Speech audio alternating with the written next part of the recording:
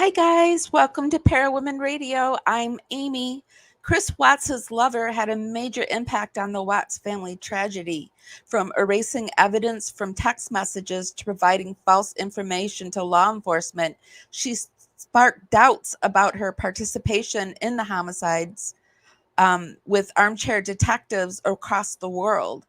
With a perpetual question mark over her head in regards to her entire role in the incident, remains under intense scrutiny, leading to numerous unresolved queries. Today, we delve into the more strange aspects of the Nichol Kessinger case and Watts family true crime case, unraveling the mysteries surrounding their involvement and the events leading up to the tragic outcome, examining the intricate details and complexities of this haunting story. Please give this live a thumbs up. I'll be right back. Gonna roll some credits. Get yourself something to drink. It's gonna be a little bit of a longer one, about 2 hours, and I'll see you in just a bit.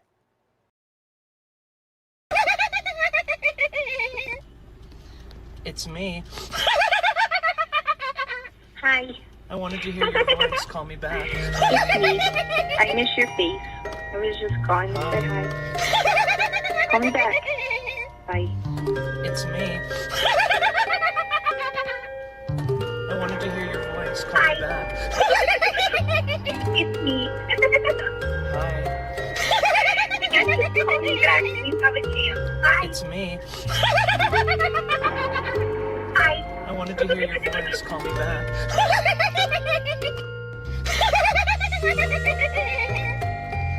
It's me. Hi. I wanted to hear your voice. Call me back. It's me. I miss your face. I was just calling to say hi. Call me back. Bye. It's me. I wanted to hear your voice. Call me back. It's me. Hi. I just called you back. Please have a chance. Hi. It's me. Hi. I wanted to hear your voice. Call me back.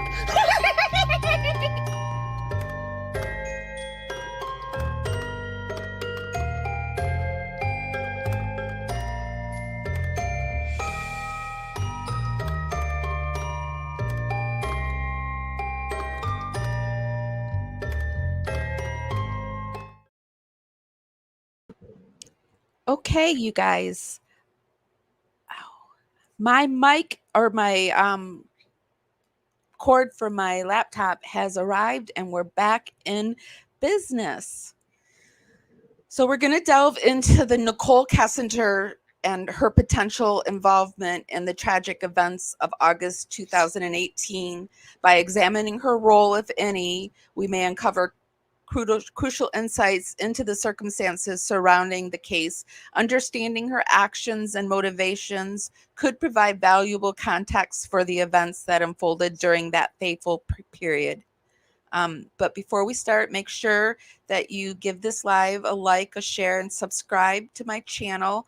Your support is invaluable to me. It enables me to dance out into the algorithm, bring more people back to the party. It's just a free way to help my channel out, and it's really, really appreciated. And by interacting with my channel, you not only demonstrate your gratitude for the effort I'm investing in all my lives and videos, your support inspires me to maintain the production of top-notch videos and gives me the opportunity to delve into fresh concepts and subjects relating to the Watts case. And it's just really appreciated.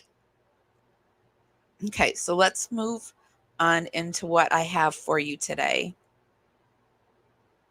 Let me just do a audio check, make sure you can hear me really quick. Okay, you can. Great.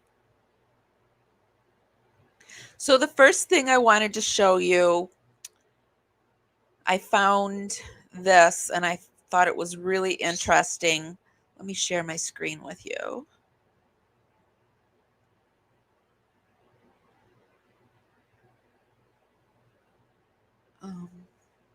Okay.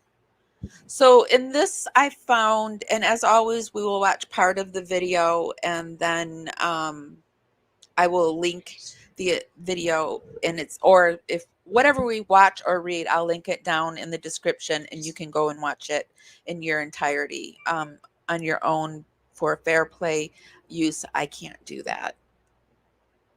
Oops. There we go. I heard that guy, he was mocking Nichol Kessinger's laugh, and I just had to grab it and put it together with her and create that very scary, is that the right word? Intro. I had fun with it though. This is Parawoman Radio, and I'm Amy, and we're doing the Nichol Kessinger, the weird aspects of it. And here we go. This is somebody who worked with, it's an ex-Anadarko employee that worked with Chris and Nichol.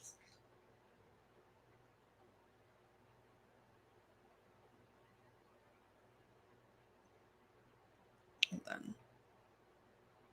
I can't hear it. Fun fact about me is that I used to work for Anadarko, which is the same company that Chris Watts worked for. And no, I didn't know him personally, but I knew people who did, and I have like 2 or 3 stories. So let me know if you want to hear those. But today, I just wanted to say that the friends, the family, and the neighbors have asked for people to stop going up to the house. And they have given every single last one of us true crime blue balls. Boo. How hard did puberty? Like I said before, I have a few stories about Chris Watts, so this will just be part 1. One of the biggest misconceptions of this case was a bold-faced lie that the media told, saying that nobody saw this coming. I had worked there for 3 fucking days before someone had told me that his mistress used to go to his job site, pick him up so that he could leave his truck there, and then drop him off when he was supposed to get off of his shift so that he could drive home to Shanann and the girls. His mistress kept saying that she didn't know that he had a wife and kids. Stupid ass bitch. She's a fucking liar, and she had something to do with it. I just fucking know it. So yeah, anyway, people... I also want to say that all of these are alleged, my opinion. Please in no way go after anybody that we talk about. Don't approach them. Don't stalk them. Don't do anything. This is just all for conversation purposes. I want nobody to be harmed or injured. Somebody had said something about me talking about her. Now is unleashing the internet upon her, and I in no way am trying to do that. She's part of a murder investigation, and we're just talking about her. We in no way want anyone to go after her. Saw her with him multiple times. When I was told this, I immediately asked, why didn't anyone tell Shanann? This person looked me dead in the eyes and told me that no one said anything because no one wanted to be a part of the drama.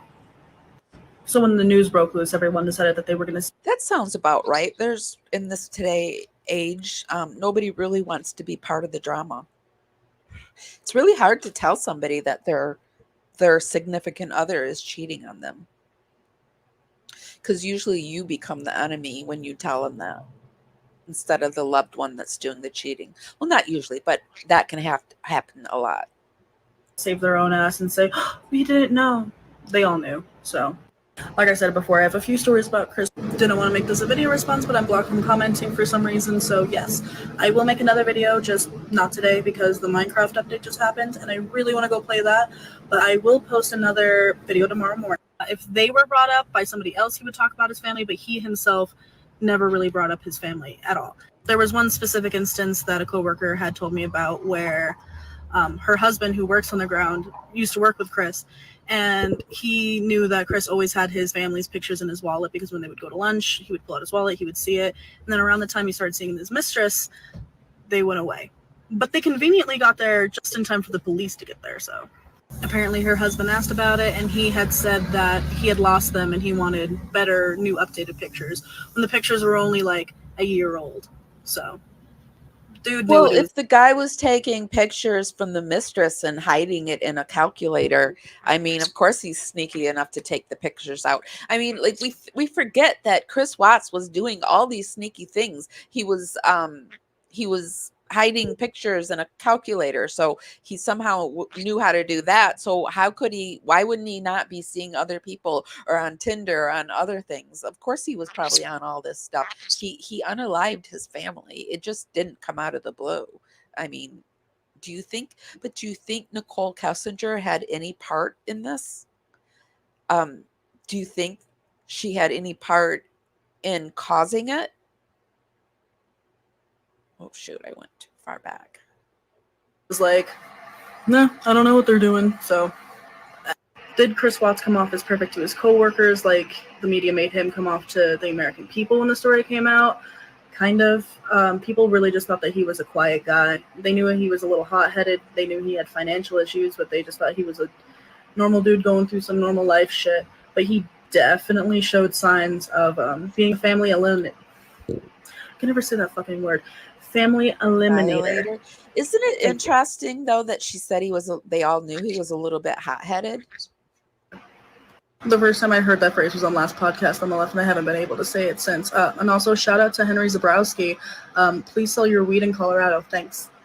Did the news lie about how long Chris and Nichol were together? No, that is very true. They were not together that long. Is Chris Watts gay? Probably. Probably. Morning, everyone. Well, it's the morning, and I promised part 2 in the morning, so here we go. I'm going to go more into depth with the story about the wallet. I think there's worse things to be in this world, but I think that Chris Watts in no way wants his family to think that he's bi or gay. I'm not going to be sharing my coworker's name because I don't want to get in trouble. I still might. As I said before, my coworker's husband had seen pictures of the family in Chris's wallet before. He had asked about them before. Chris had shown him pictures before and had proudly showed him his daughters at one point, which is weird because it makes it almost seem like he loved the kids, which he obviously fucking didn't. And as I mentioned before, my coworker's husband had seen that the pictures were gone one day and had asked about them. Chris had said that he lost them, but it was okay because he wanted to get more updated pictures. My coworker, her husband, their family, they had all gotten their pictures done, so her husband was trying to give Chris a reference to a photographer. This part really stuck with me because it's kind of a foreshadow into what people were saying about Shanann later. Chris apparently had looked at the husband and said something along the lines of that he would pass the information on to Shanann because she was the brains of the operation. She controlled everything. He was just the asshole in the background taking orders. Apparently, there was a couple of times after this conversation happened where the pictures would just randomly be back in his wallet again. He was asked about it.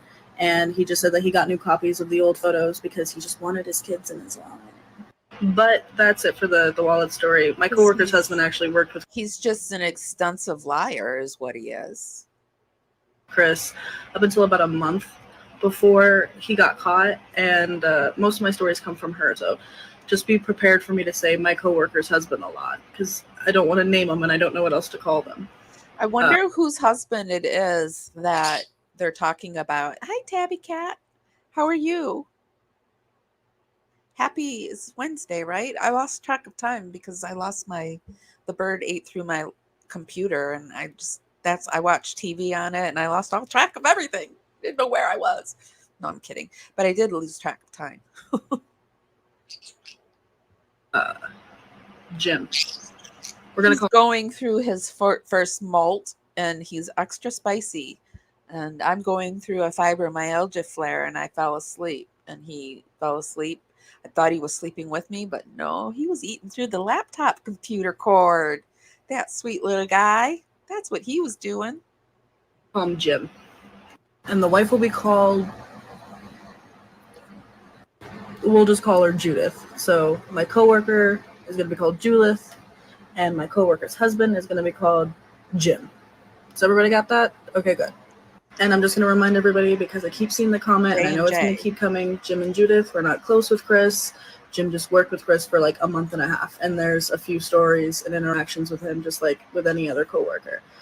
I didn't expect this to get that big. I hope they don't have right? I'm sitting here waiting for her to tell it.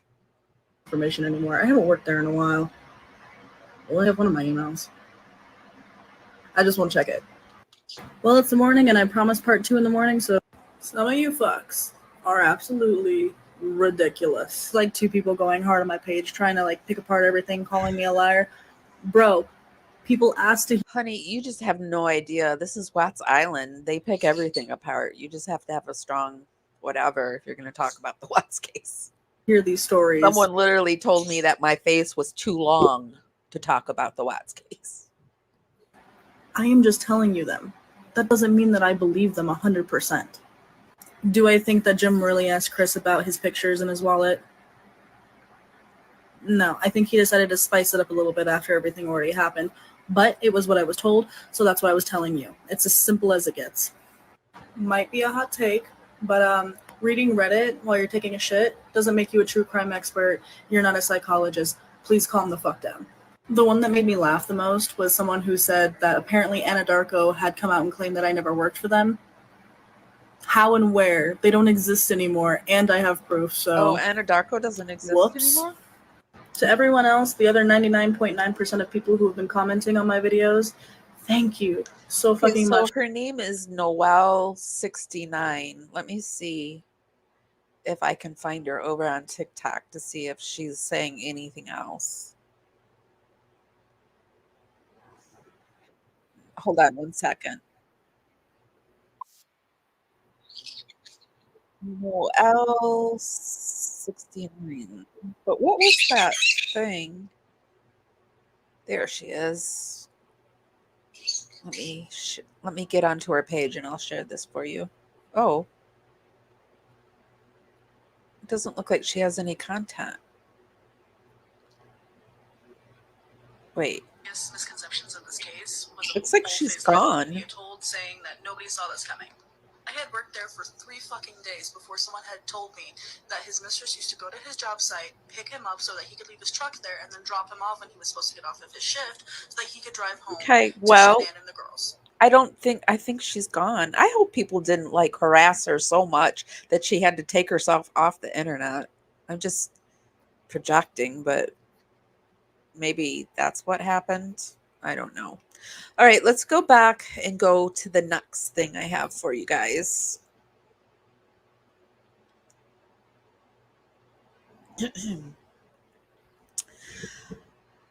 Tabby Cat says, I'm good. And you? I'm pretty good. I'm actually feeling much better. I just went through a fiber flare and I get really tired during those, but I'm feeling much better. I lose track of days, time, and of course my mind. Yeah, it just the older I get, the more I lose track of it. Oh, you think she took it down? Okay. All right, so moving on. I like to watch this channel, True Crime Recaps. I know a lot of you guys do too that are subscribed to me because I have this vidIQ program that tells me who you guys are, not each person individually, but like it'll say like 500 of my subs are subscribed to this channel or something like that. So and I'm really proud to say that you guys are subscribed to some really good channels. I haven't noticed that you're in any kind of questionable channels. So it makes me love you guys even more. But this Chris Watts Mistress and what Netflix didn't tell you about Nichol Kessinger, I thought we could watch a little bit of that. I've got the second interrogation that we're going to watch. I'm looking for a phrase that she uses in particular when she refers to her people or Chris Watts's people. I'm looking for that kind of phrase. I also have, I found something, it was a Nichol Kessinger update. I should have put it in the last video, but I forgot I had it. So I'm going to throw it in here. And then I also have 5 strange things about the Chris Watts case, part 3, the Nichol Kessinger. So that's what we're going to do. And I also have something I found, if I feel like it, I have an article called A Master List of Everything Shady About Chris Watts's Mistress, Nichol Kessinger. So if we're really going to get into it, I thought I could read that. So, but right now, let's watch this. This is the Chris Watts Mistress, What Netflix Didn't Tell You. Please give this live a thumbs up. Thanks, Netflix guys. released the documentary American Murder, The Family Next Door. It's about the murders of Shanann, Bella, and Cece Watts. It was well done, but it did make us wonder, why wasn't there more of Nichol Kessinger, Chris's mistress? I mean, why didn't that make the cut? And without that missing piece of the puzzle, like, is it even possible to understand what happened in that case? Let's get into it. I'm Amy with True Crime Recaps. So, who is Nichol Kessinger? Let's start with the basics. She's a geologist. She graduated from Colorado State University with a Bachelor of Science in 2013. She also has an Associate of Science degree with a focus on geological and earth sciences from the Community College of Aurora. According to her now deleted LinkedIn profile, as reported by Heavy.com, she's been in Colorado for most of her life. She's lived in Fort Collins, Littleton, Denver, and Aurora. Evansville, Wyoming seems to be the only place outside of Colorado with an address listed. She told Chris her ex-boyfriend was abusive, and when she got out of that relationship, she deleted all her social media, and she had her mail sent to her. Do you think that that's a true story, that her ex was abusive and that's why she had deleted everything? Or do you think she deleted everything because she was on the prowl? I think it's quite possible that she scrubbed herself because of a bad relationship. I've wanted to scrub myself because of a bad relationship, but I'm too much out there. But if I were just a regular person and I was going through a bad relationship, I get the desire to just not be seen or heard from the person that's harassing you. Her father's house. So, being off the grid comes pretty naturally to her. Back when they first met at Anadarko, Chris Watts said things like, Nikki put him on a leash. As soon as their eyes met, he was hers. He sent her cards like this one for her birthday, full of song lyrics and pledges of undying love and maybe even a little foreshadowing. I also didn't know, in doing my Nichol Kessinger research, I didn't know that she was part, I don't know if she's actually Mexican or Hispanic, but she has some of that in her background, and that was really why Chris started calling her his sexy empanada, because she was part Hispanic. That big things are in store. Today, he's found religion in prison. So when the letters from Christopher author Sherilyn Cadle asked him to describe Nikki, he told her to read a verse from Proverbs. The last part of it goes like this. Don't let your heart lead you to an evil woman like that. Don't go where she wants to lead you. She has brought down some of the most powerful men. She has left many dead bodies in her path. Her house is the place of death. The road to it leads straight to the grave. This shocked me just as much as I think it shocked the rest of the world. But before we get into all that, let's start a little closer to the end.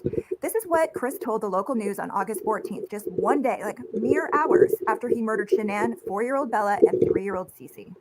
I want them wherever they're at. After the murders, We're going to move forward because if you're here, I'm just assuming you know who the Watts case is and what happened. So here we go. Around 10:30 a.m., he was on his phone searching these very unusual terms. A 4-star top secret Aspen hotel, I guess to take his mistress Nikki to. He called his daughter's school and unenrolled them. He contacted their realtor to put the house up for Now, sale. with the Aspen Hotel, wasn't that supposedly where he and Shanann were going to go on their getaway? Or am I wrong about that? And then he looked up the lyrics to the Metallica song Battery. See, these are the weird aspects of the Watts case that I think, like, how could she not be involved? Like, she asked him to look up the lyrics of Battery, and he had just put his daughters in a battery. And yeah, okay, so sure, coincidence do happen, I will admit to that, but so many coincidences, because there's more coincidence. She being nearby for the first time ever by the house. I mean, there's just so many coincidences that, but I don't know. But it seems, I don't know. This is the rabbit hole I go down when I go down this Nichol Kessinger rabbit hole. He's a big Metallica fan, and of that song, these are the lyrics that, let's just say, probably meant the most to him right then. Pounding out aggression turns into obsession. Cannot kill the battery, cannot kill the family. Battery is making him promise that he went out to the oil field that day. Like, never in no other text had she made him promise that that's where he was. Just like these weird things that I wish I didn't know, because it rents space in my head. He said later that Nikki had challenged him to look up the lyrics to that song so they could discuss what they meant. Are we supposed to believe that's some kind of coincidence? Also, those oil tanks are called batteries. She's a geologist, and there's a rock, and she loved that the girls love to read, and there's a rock and a book underneath Bella's bed in that spotless house. Ugh. Then he kept working, just like normal. His wife was in a shallow grave, and his daughters were hidden in the oil batteries. But according to the discovery documents, when his coworkers got to the site around 8 a.m.-ish, they all said he was acting just like he always did. The only off things they noticed were minor, like his car was parked in a strange place, not where someone would normally park out there. And he was dressed a little sloppier than usual. He had one pant leg tucked into his boot and the other one out. He got the first call from Shanann's friend Nichol around noon. She was wondering where Shanann was. He told her she took the girls to a play date, but Nichol didn't buy it. Shanann had had a doctor's appointment that morning and she wanted Nichol to drive her. She wasn't a story. On August 16th, Nikki went to the police with her dad to tell them she'd been having an affair with Chris, which they already knew after speaking with Chris and some other Anadarko employees. But before she went in, she deleted all of her texts from him and his contact information. She asked her good friend to Sorry, I didn't mean to do that. Yeah. But yeah, she deleted all her texts and she knew that this was a possible murder investigation. And she couldn't stand to look at the text. Oh. delete all the texts she'd sent her about Chris. She looked up Amber Fry. She wanted to know how much Amber Fry had made on a book deal. And if I'm people sorry, I don't mean to stop saying that. Yes, but yes, she looked up Amber Fry. She looked up Mistress to see how much money she made, and if people ended up not hating Amber when it was a totally different thing. Amber had no idea about Lacey, and Lacey had no idea about Amber. hated Amber Fry. And then she searched for information on how or if those deleted text conversations could be retrieved by the police. And only then did she start talking. I think I met him sometime in June, probably early June. It might have been May. It was just talking at work. It was pretty casual. And he didn't have a wedding ring on his finger. And every time I talked to him, he didn't tell me that he was in a relationship. Now we hear this person that worked with them that she was going to work and picking up Chris Watts and taking her to her house, so Shanann would have no idea. Mention his kids right away either. And then one day he told me that he had 2 kids. I was like, that's pretty cool. And started telling me about his kids. That sounded like a sarcastic comment. No, I thought it was kind of cute. I was like, oh, he's a dad. It was like right around Father's Day too. So whenever that is in June. Yeah. Okay. So I'm not good with holidays. he told me he had kids, and then it was Father's Day shortly after that. So that's what I do know. And I was like, I know, I thought it was cute. And then Nice. he's telling me about him. He's pretty excited about him. And then he mentioned that he did have a significant other. And then he told me that those 2 were in the process of a separation. Did he mention the children's name or his significant other's name? I didn't know his significant other's name for a while. Right. And then I think he told me his kids' names pretty quick, but to be honest with you, on an exact date of when that happened, I don't know. In February 2018, I'm so sure. That's what my ex-husband used to say all the time when he didn't believe something. Or he'd say, I don't believe it. I don't believe it. I'm so sure. Chris told the FBI that Nikki, yes, did know that he was married right from the beginning. He thought she probably lied to the police to save face. But did you notice she also said she didn't know his significant other's name or that she was pregnant? Except that she Googled her like a year prior, but okay. She lied about a lot to save face. And did you catch how she won't say Shanann's name? She keeps calling her significant other. She won't do it. And here's the very, very strange thing. In the discovery documents, a search of her phone and computer turned up some I think she said Shanann's name twice in the third investigation that we watched last week, because it was jarring when she actually said it, because she went out of her way not to say it, and then when she said it, it was like, oh, she said it. very suspect items. The most suspect and the most debated are these 2 searches for Chris and Shanann, one in August 2017 and one in January of 2018, a full year before Shanann was murdered. Very strange. Now, there are 2 schools of thought on this. The first is that it's a huge indicator that Nichol has something more to say on this subject, and the other is that this is a typo. A reporter from Crime Online tracked down the record supervisor at the Frederick Police Department, and they said, yes, it is a typo. But which one? Searching Chris's name in August of 2017 or searching Shanann's name in January of 2018, 8 months before Chris would murder her? To be fair, there are several typos in the discovery documents, like this one, when the date should read Monday, August 13th, but as you can see instead, it says Monday, August 12th.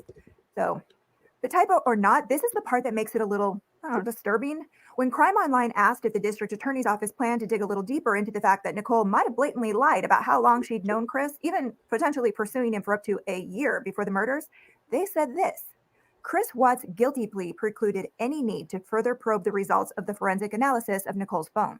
We did not get to the point in our investigation of attempting to independently verify that or not, because Chris Watts pled guilty. Where that anomaly in the data comes from, I can't answer it for you. I don't know the answer to it. Discuss amongst yourselves. Now, when you meet a guy you like, you check them out on Facebook, right? Well, let's assume Nikki's telling the truth and that she was first attracted to Chris in June of 2018. So take a look at these work emails between them starting in early June. As you can see, they escalated their friendship pretty quickly. Certainly by the time they started having sex, only a couple weeks after this exchange. A quick glance on Facebook would tell you if your new boyfriend was lying to you about leaving his wife, which is what she said he said to her, and he was lying. And Shanann posted constantly. She told the world how much she loved her husband almost every day on Facebook. Let's take a quick I've look at said the this before. Anybody who will Google the dates on condoms will Google to see if a man has a wife and a child or children. events of that summer that led up to this, but with a focus on Chris and Nikki's relationship. Hi. It's me. I miss your face. I was just calling to say hi. By June 14th, Chris had her phone number programmed into his phone. On June 27th, Shanann took the girls and went to stay with her parents in North Carolina for 5 weeks. That is when Chris and Nikki's relationship got very intense, very fast. Nikki told police she went to Chris's house for the first time on the 4th of July to set up his diet and weight loss and exercise goals. She said he invited her to his house, he cooked lunch, they ate, and she left. That's another thing. A woman that knows every macro that a man puts in his body knows if he's married or not. She just would. That wasn't exactly true. Chris told the FBI in February that he actually spent the night at Nikki's house on July 3rd, and they woke up together on the 4th with a lot of missed calls from Shanann on his phone. He told Nikki he was going home to talk to his wife, and that made Nikki mad. He said this was one of those times he had to talk her off a cliff and reassure her. She ended up coming to his house anyway, and that's when they had lunch and talked about his meal plan. And then they went back to her house. Chris had been gradually distancing himself from Shanann, and she'd noticed. On July 14th, Nikki was at his house again, but that led to another time that he had to reassure her. It wasn't exactly like she said to the police, that she was encouraging him to work things out with Shanann, but instead, she was coming off as sort of the exact opposite. Chris said she told him she didn't want kids, but on that day, she told him she wanted to give him his first son. That's when Chris told the Letters to Christopher author he started to think about killing his family so he could give Nichol what she wanted and be with her. He asked her for help finding a new apartment, and she said she was helping him do that. She had that on her list of things that they were going to do the week that he decided to do the schmurders. I mean, let's move on. Those are all good things that make me wonder how she wasn't involved in it. But let's move on and let's read this article. This is from the Thought Catalog. And this is under Spooky. A master list of everything shady about Chris Watts, his mistress, Nichol Kessinger. And this is by Chrissy Stockton. Chris Watts and his co-worker Nichol Kessinger began having an affair on June 2018. 2 months later, Watts murdered his entire family. At the beginning of this case, I was firmly on the side of Nichol Kessinger. I believe she was just a co-worker that ended up having an affair, and whether or not she knew Chris Watts was married, I didn't believe she had anything to do with the murders. However, the more I read about Nichol in the case, the more it really seems like she was planning an insurance fraud scheme that morphed into an affair and then a plan to eliminate Chris's family so the two of them would be free to be together and collect insurance money together. Here are some things about Nichol and the affair that just don't make sense. After failing the polygraph, Chris gives up remarkably easy and confesses to the crime. Why? Perhaps because the police immediately halted their investigation afterwards. If Chris were a sociopath capable of killing his pregnant wife and young children, would he really confess so easily? Yes, because I think Chris can't stand to be not liked. And I don't think Chris can stand to have his bad deeds be told to the world.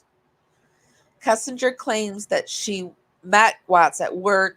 She was unaware he was married because he didn't wear a wedding ring around her. Many men with similar jobs won't wear rings to work because they can be safety hazards. He eventually mentioned his wife and children, but Kessinger claims he said he and Shanann were separated. She says she discovered Watts was still married when watching a news report about his missing wife and children. She also says she discovered that Shanann was pregnant through the news report. Computer records show that Nichol frequented Shanann's Facebook page.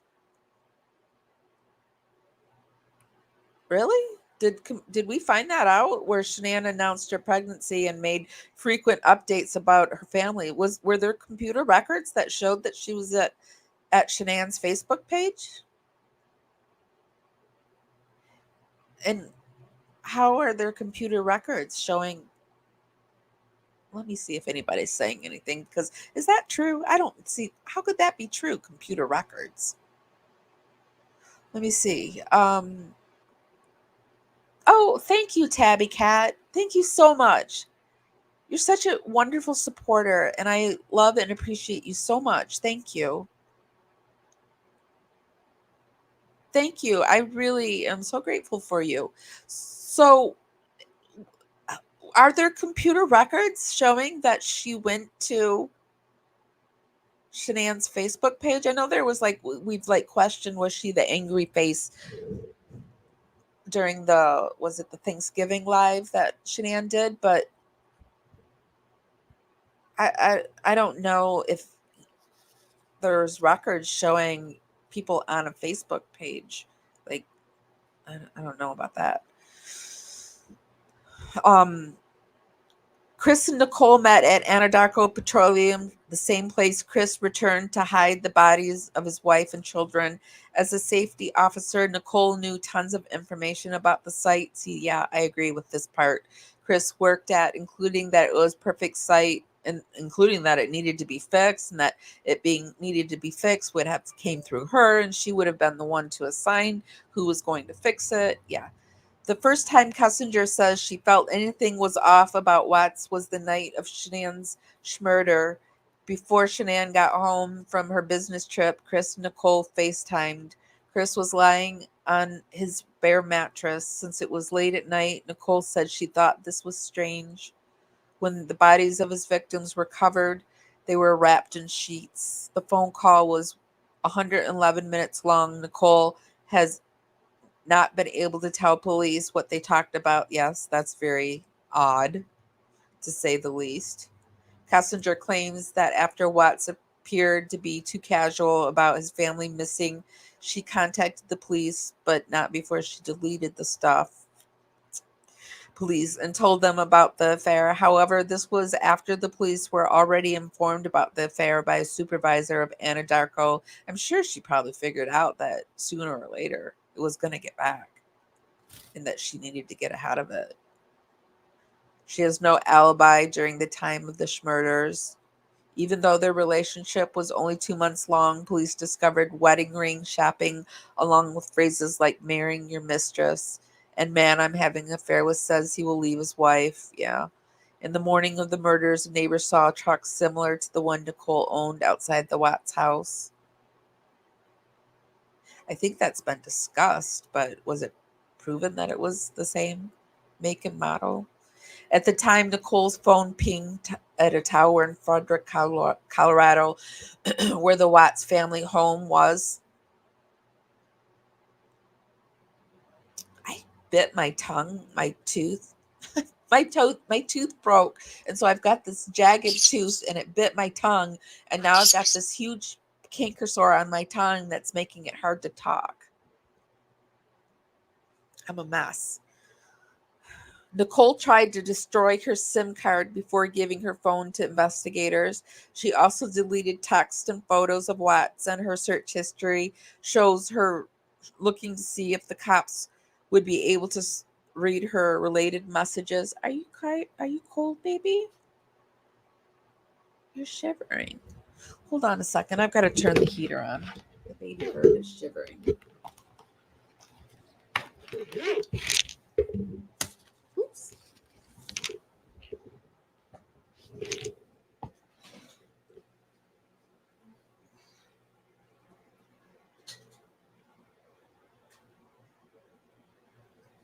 Okay.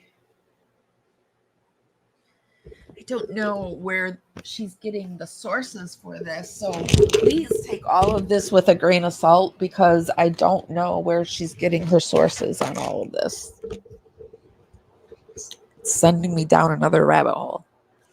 Phone records show that Nichol and Chris were in close contact that night. Yes. Before the night before, morning of, and the day following the murders. Chris told law enforcement he tried first to subdue Shanann with Oxycontin. The police were not able to establish how he could have gotten Oxycontin as it has not been prescribed to him. He said where the Oxycontin came from is secret. He will take it to his grave. This TikToker has a good theory about where it came from. Which TikToker? All right, let's see what the theory is. Oh, really? That Wait, sucks.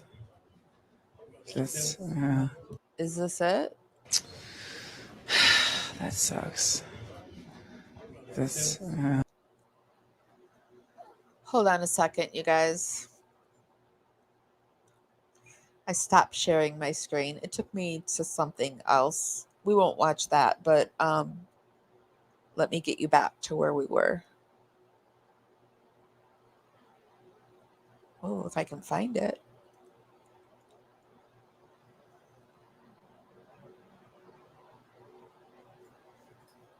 I can't find it.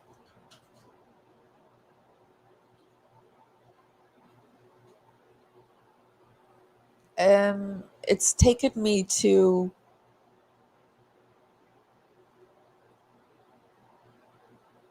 hold on. Oh wait, here it is. All right, let me share my screen.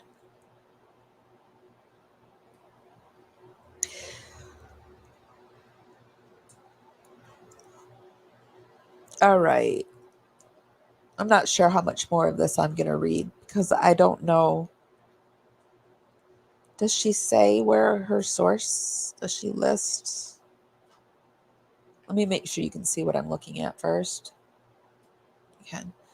Does it say at the end? Her name is Christy. Is it her name Christy Stockton? Is that what I said? Yes, Chrissy Stockton.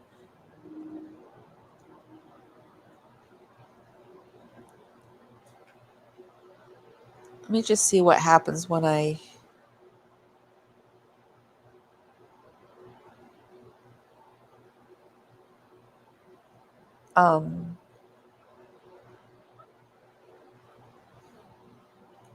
articles by her. 64 enlightening revelations from Britney Spears memoir.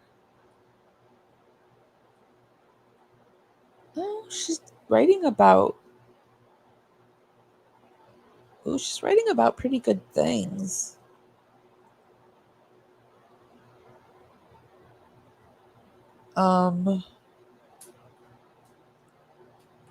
She has a lot. Over 124 pages. All right. Let's see what else she's got. Shoot. I lost it again. Hold on. There.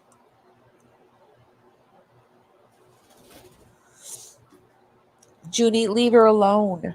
Leave her alone.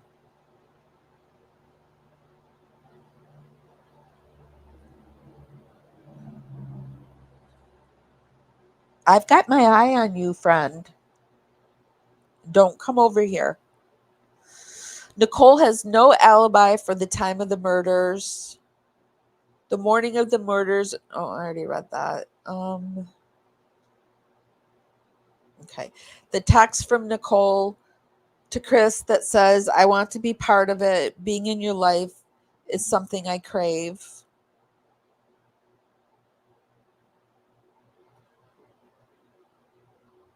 I want to be a part of it. Being in your life is something I crave. If you want things to work out between a husband and wife, who are having problems, you don't pursue a sexual relationship. You also don't make plans for the future, like what is going on here. So it's not forced in the sense of, when are you going to leave them? I thought you say you're going to leave them. It's not that. There's different ways to manipulate and to force someone and give someone the idea of that's what they want. And that's exactly what happened. Also, they were looking at marriage proposals, like both of them were. And she was looking at wedding dresses, like, come on. She was pushing him towards leave Shanann, don't work it out. It just wasn't malicious, I guess.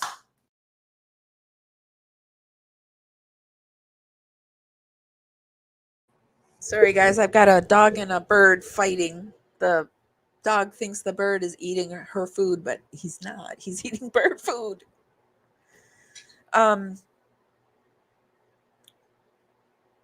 Okay. Let's keep looking. Because I didn't even listen to what that TikToker was saying. Nicole also Googled how much Amber Fry's net worth was. Yeah, there may be security footage of Nicole at the Watts house the morning of the unalives. Oh, is she talking about the... This is Alex. Let's see that out. But I felt that this was really important. I saw this in a Facebook group, and it comes from the surveillance of the neighbor's house that morning. I actually watched this just last night, about the gait of the person walking back and forth, and see, that's the rabbit. When I look at things too hard, I'm like, oh yeah, I can see that. The gait was different. It was a male, and I don't know. I will put the link to this down in the description, though, and you can read it on your own. Let's pop over here to 5 Strange Things About the Chris Watts, Part 3, Nichol Kessinger. This is Parawoman Radio. Could you give my live a thumbs up? Helps us dance out in the algorithm, bring more people back to the party. It's just a free way to help my channel out, and it's really appreciated. We can accept super stickers, super chats, and all that good stuff. So if you can give a little extra, it's really appreciated. Tabby Cat, thank you so much for continuing to support. But I want you to know that I only want you to support if you have it. I don't want to take your money if you don't have money. It's only if you have it. And if you do, I appreciate it so much. I'm really working hard on bringing you great content. And I hope you guys are enjoying what I'm putting out. And just even liking something or disliking it is a free way to help my channel out. Every little bit helps me. Those and videos are getting better, meaning those files are getting bigger. Before you run out of storage, switch to the new My Budget. I pay for mine. Oh, it must be time to pay. Wait, I was signed out. That's what it was.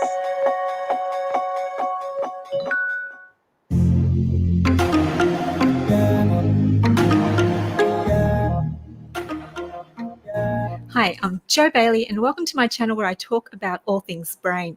This video is part of my psychiatric profile playlist where I, as a forensic trained clinical psychologist, will be looking at some interesting people, criminals, politicians, and celebrities and trying to make sense of some of their crazy behaviors and crimes. This video today is part 3 of the series, 5 Things That Make No Sense About the Chris Watts Case.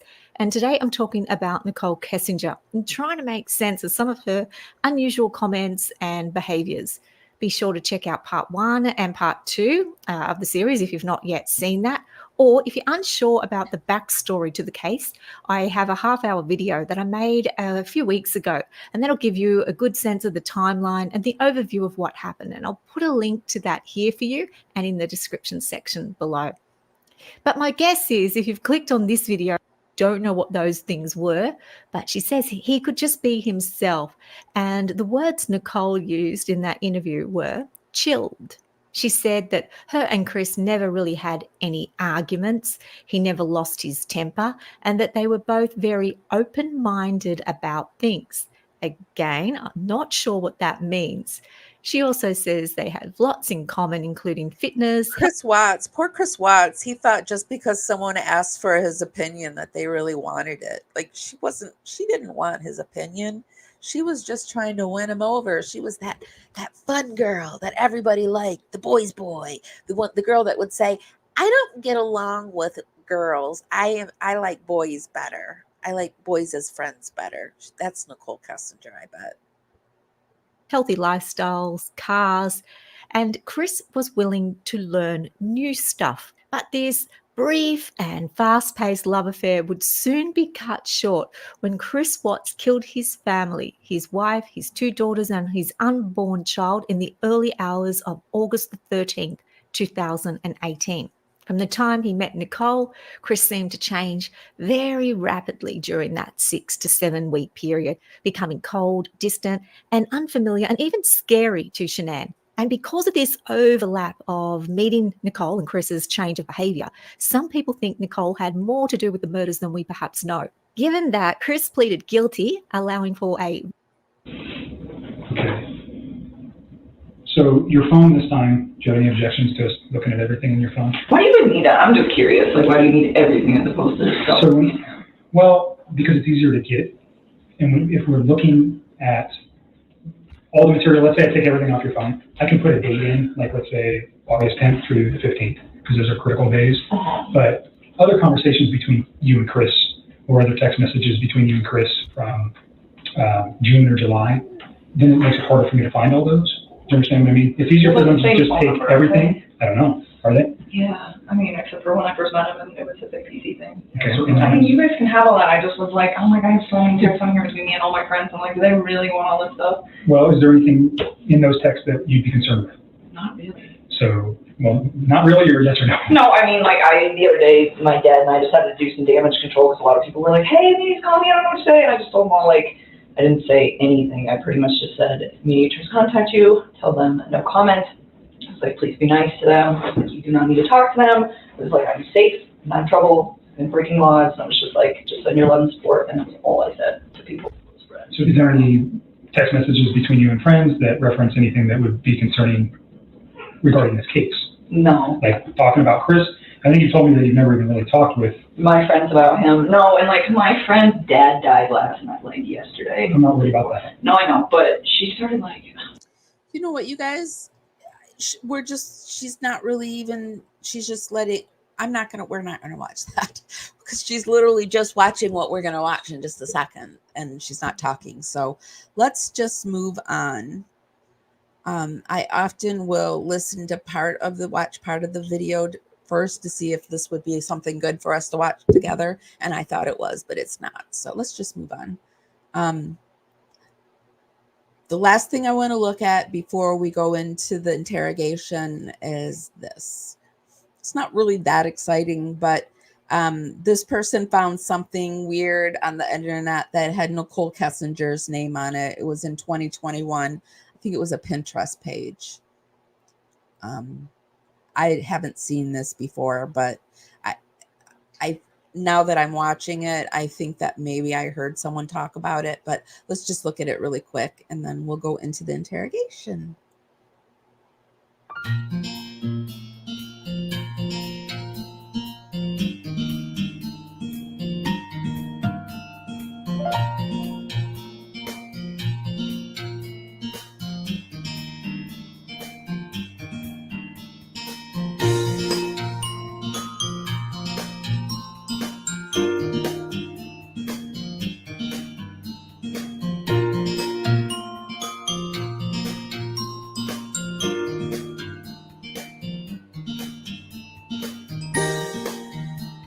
So it just says Nichol Kessinger, and there's house plans and things that kind of fit what would be her. But I mean, it seems like there could be a lot of Nichol Kessingers out in the world. I mean, there's a lot of Amy Williamsons out in the world. I was on a Facebook page when I first joined Facebook. There was like a Facebook page.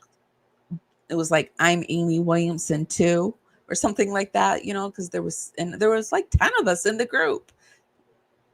So I think there's more than one Nichol Kessinger out there.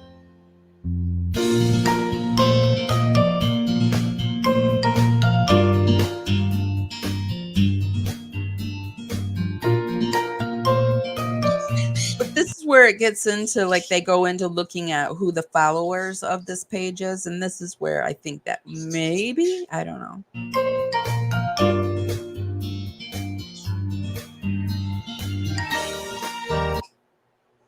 So there's From My Bowl, Black Homesteader, Delightful Vegans, Brittany Hunt, Emily Wingett, Playbuzz, Grommet Fitness, and Kelly Kessinger.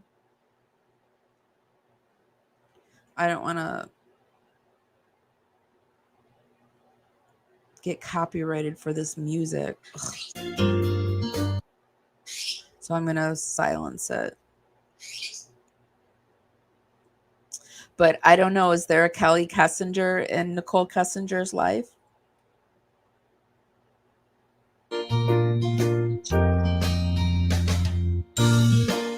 They're going to go in to see who Kelly is following.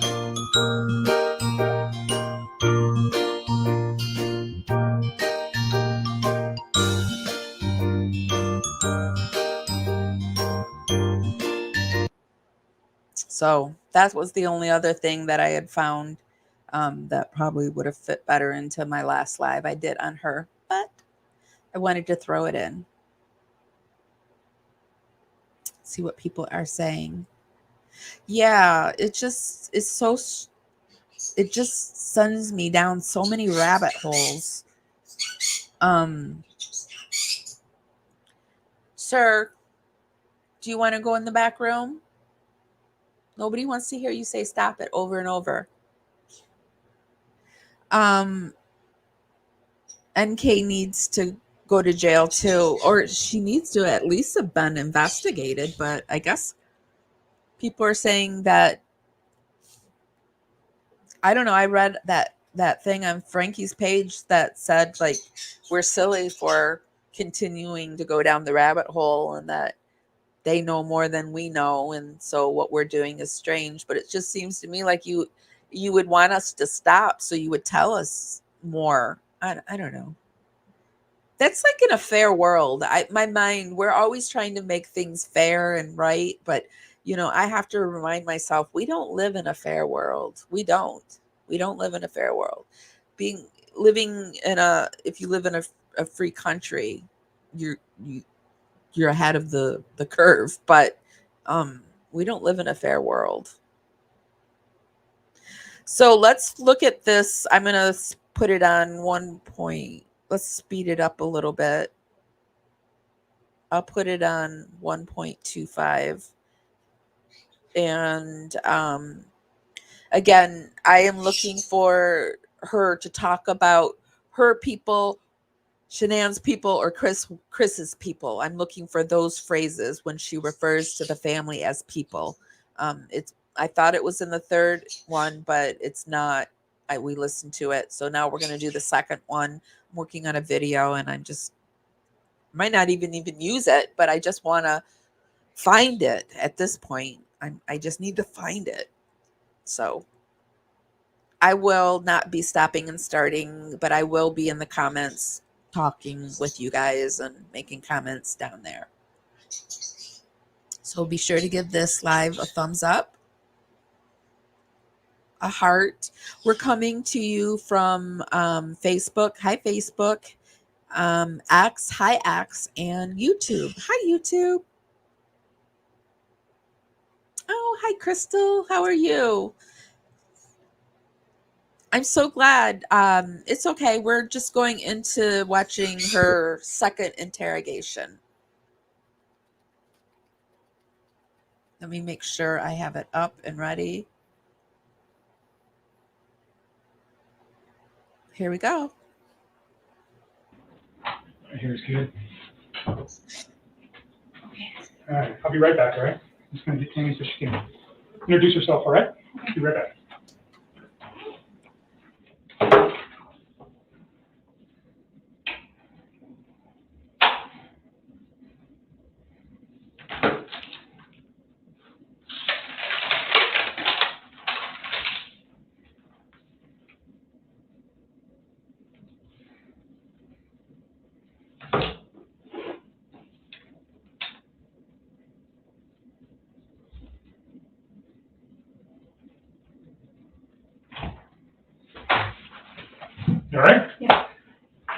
these rooms are recorded. Okay. So anything saying here is subject to recording, just so you know. Okay. And you said on your text that you might have remembered some more stuff. Yeah. So let's do your phones first. I need to. They gave me a piece of paper to transfer my contacts. Wouldn't do it for me, but. You should be able to just put them on the iCloud. I don't know how to do this. They set up all this app. I can't even find the app store on this phone. Is it Android? Yeah. So strange. I tried to transfer all the stuff from this one to this phone last night and started thinking of like old text, like stuff I don't even have saved in here. Or any of them from Chris? Yeah, a few, but not many. It's pretty short. There's like 10 or 12, and there's like a few from those days, but most of it is. Hi. Hello. This is Yeah. Tammy. Tammy. And Nice to meet you. Yeah, I'm Stacey Galbraith. Nice to meet you. How are you doing? All right. Getting through it? Trying. Yeah. Stressing out. Just now, yeah, you look stressed out. Did you get some therapy figured out? I'm waiting for you guys to get back to me on that, but I'm trying. Yeah. Yeah. Does Hazel need to? Yeah, we're gonna see if Hazel comes in. So Weld County's just, I had to write a letter yesterday for Weld County to approve, to pay for her treatment. Oh. And then it's gotta go through a board because it's kind of unusual. Yeah. Since she's not an eyewitness, Right. but, it sounded like there was not gonna be any opposition to it. It's just a process. Yeah. Okay. So when you go through the text messages, Tammy and probably Stacey will be there. Okay. So you guys know each other. Or if they reach out to you, you know that they're not an idiot. Yeah. Can you guys give me your cards? Yeah. Really? I got everyone. Okay. I just, Thank now you. with this new phone, it's like I got so many numbers that I'm sure I can So- figure out who they are, but I need to just deal with that. Like if you guys can help me get all of my contacts from this phone. So I can get a tech guy maybe to help me because I'm bad at it Give too. me So instructions on this is your old phone? This is the one that I use for communication. This is the one that's going to you guys. Okay. This one's mine. This is nicer. I know. iPhones suck. I'm I know. relieved to have this back. Okay, so you want to move contacts from there to there. That's all I want to do. Once you guys do that, then you guys can have this phone. I mean, he gave me a way to do it, so I think I need to connect to Wi-Fi, and then I need to download this app, and then I think once I download it, I can sync it up. And I need to just download the app on both phones. So let me get a guy who knows about Wi-Fi. Is your password still 653038? Yeah, that hasn't changed. So that's going to be that one. And which one is getting all the new text messages? Your new phone? I've only got a few, and then like now I get what you're saying, like they're out of order, they're scrambled, they're missing. They don't make sense. I got super excited when I saw them because I was like, maybe it'll be all of them, but it's not. So maybe what I'll ask, we have a device that maybe we can download that too. This one too? All right. I mean, I don't know if that'll work, but we can try it. Here's mine. Thank you. Thank you. And they kind of knows how to get a hold of us after hours or whatever. I do that too. I We appreciate get that. that. We'll be right back. Okay. Oh, okay. Are you getting her a spare phone? Is that what She you has have? her own spare phone, but when she linked her accounts, a bunch of messages between her and Chris were recovered on her new phone. Oh, okay. So I'm gonna have to probably just sell Red right now Oh, okay. on her new phone, so we don't have to take all her phones. Yeah, no doubt. Are you good here for a bit? Okay. Do you have a monitor or anything? Please. Okay. Okay, so App Store.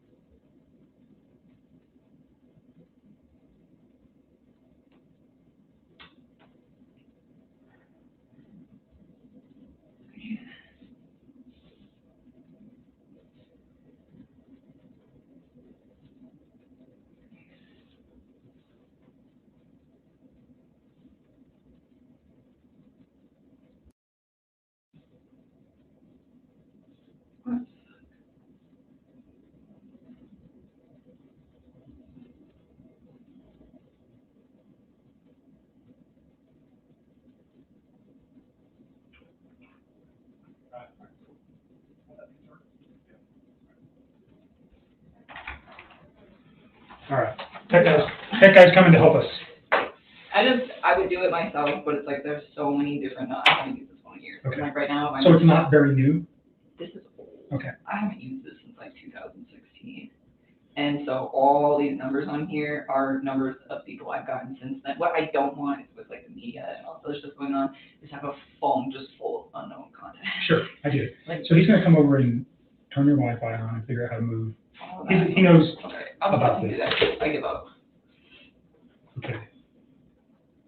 So your phone this time, do you have any objections to us looking at everything in your phone? Why do you even need that? I'm just curious. Like, why do you need everything as opposed to So, well, because it's easier to get, and if we're looking at all the material, let's say I take everything off your phone, I can put a date in, like let's say August 10th through the 15th, because those are critical days.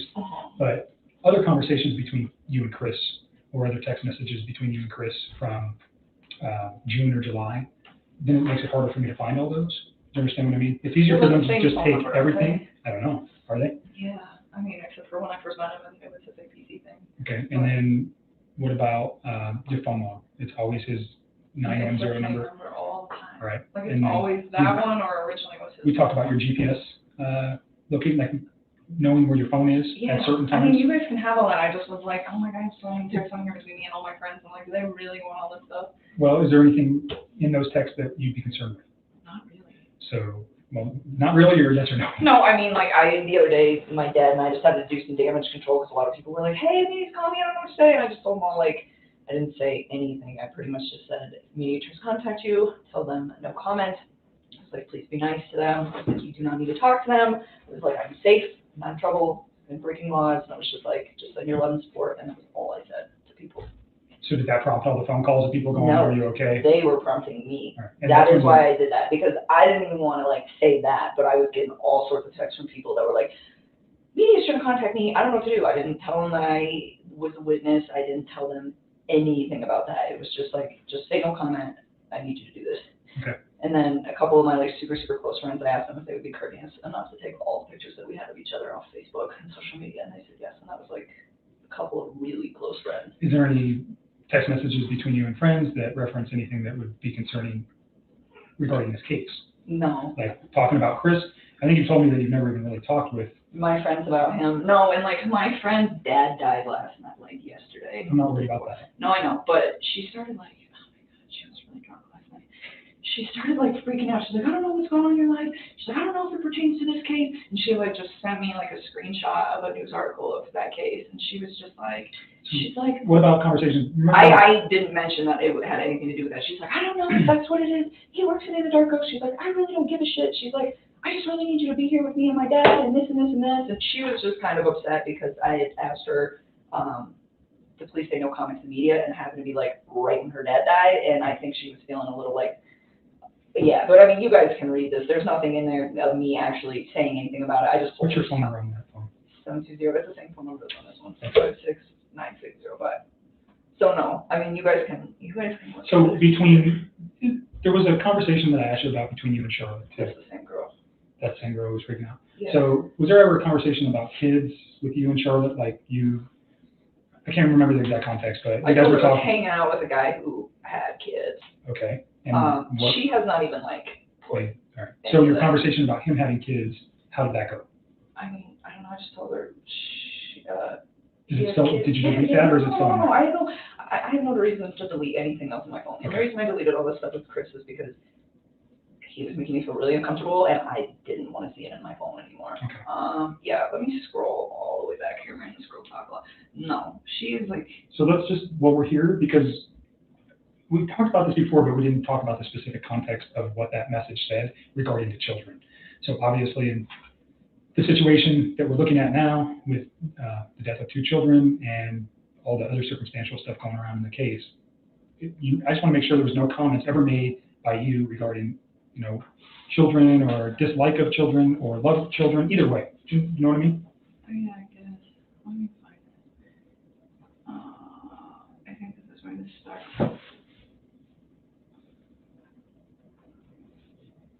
You guys can just take whatever you want out there. So it's easier for me to just take everything than it is to single it out. Plus, for the purposes of this case, the less exposure, you know, we already have initially you drew concern from me when you told me you deleted everything from Chris.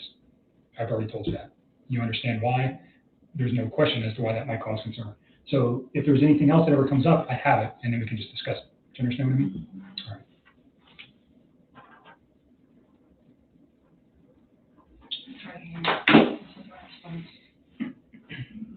She starts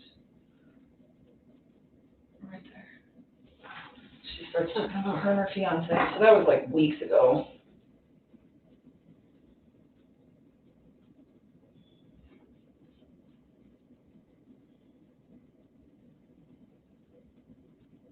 she hasn't brought it up since really, or like connected the dots, or like said shit. I mean, you guys can look through all those texts.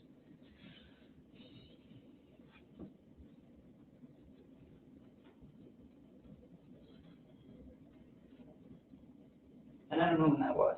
That was definitely when things were going good. So this is like weeks prior, I'm just assuming. I think the date is at the top of whenever we started texting that day. Looks, this is We talk a lot. August 7th. Yeah. So I reference everything to Sunday the 12th.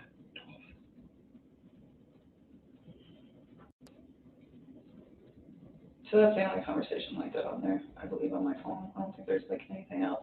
And she even last night, like, still wasn't even, she's so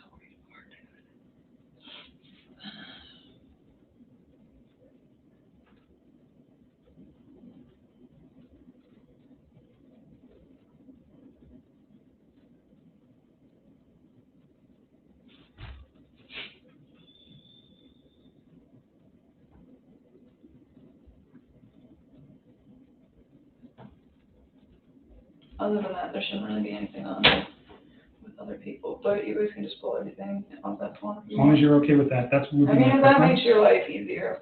It's not just about making it easier, it's just less. So if there's any question, like I told you before, like the two girls you just met did a lot of interviews in this case. They've done a lot of work. They may know things that I don't. There's no way we can all know everything. So they might go, oh, because somebody else was the one who told me about Charlotte and this message. So I've never read this. Well, that's probably why. Potentially, I'm assuming that that's Yeah. what that is. Because I said his name. And I don't even think she's put two and two together. Because last night, it was just like the way she was talking. She wasn't like, this is him, this is it. She's like, I don't know what's going on. I just assume this is it because this guy worked at Anadarko, but she is not even like processing.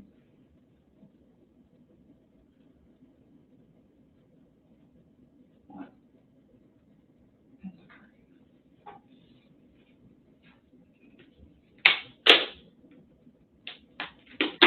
What do you mean by can tell he has a lot to take care of in life? What did you mean when you said that? He has a mortgage and he has kids. Okay. Responsibility. I mean, he's a father with a house.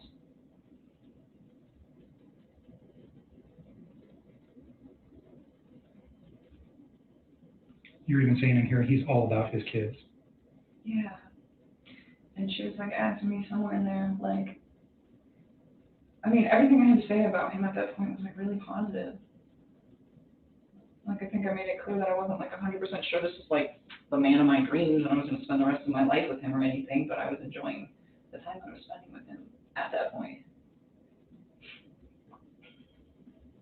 You're referencing that he has two kids and then you don't like that because you want to have that experience with somebody else? Is that what?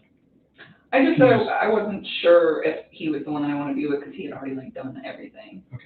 Like I was like, it would be really nice to kind of like have kids and have my own marriage and all of that stuff. That was never anything I conveyed to him.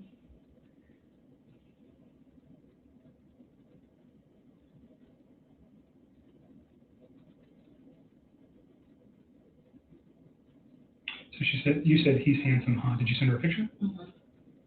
And that's not attached here. Is that because do you think from what you I deleted? think it's when I deleted all my photos of his stuff.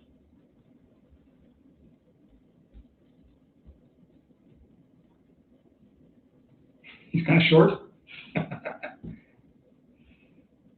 mean, I talked to her in a way that I wouldn't like talk to him if like my girl, you know what I'm saying? I get it. No, I'm just Very, teasing you a little bit.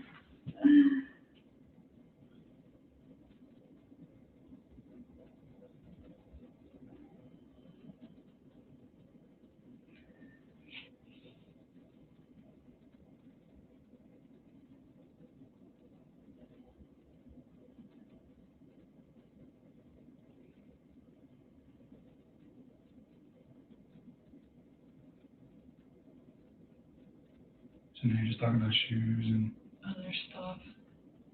Okay. But then she brought it up again last night, but she didn't brought up what? Okay, but she didn't like connect the dots. She was like freaking out like her dad. She was really upset. She wanted me to come see her on Saturday because it's his So wedding. unexpected.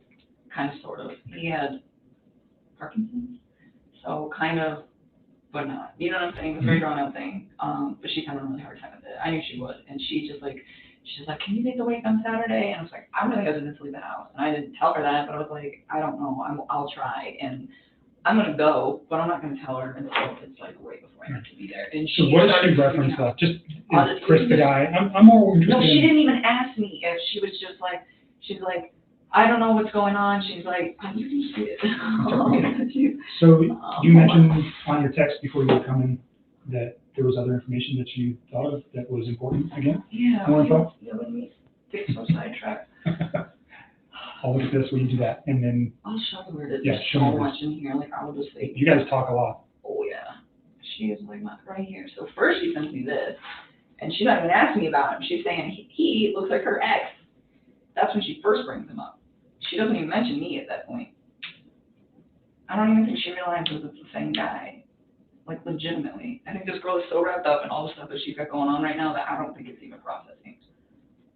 I mean, you can just tell by the way that she, like, talks.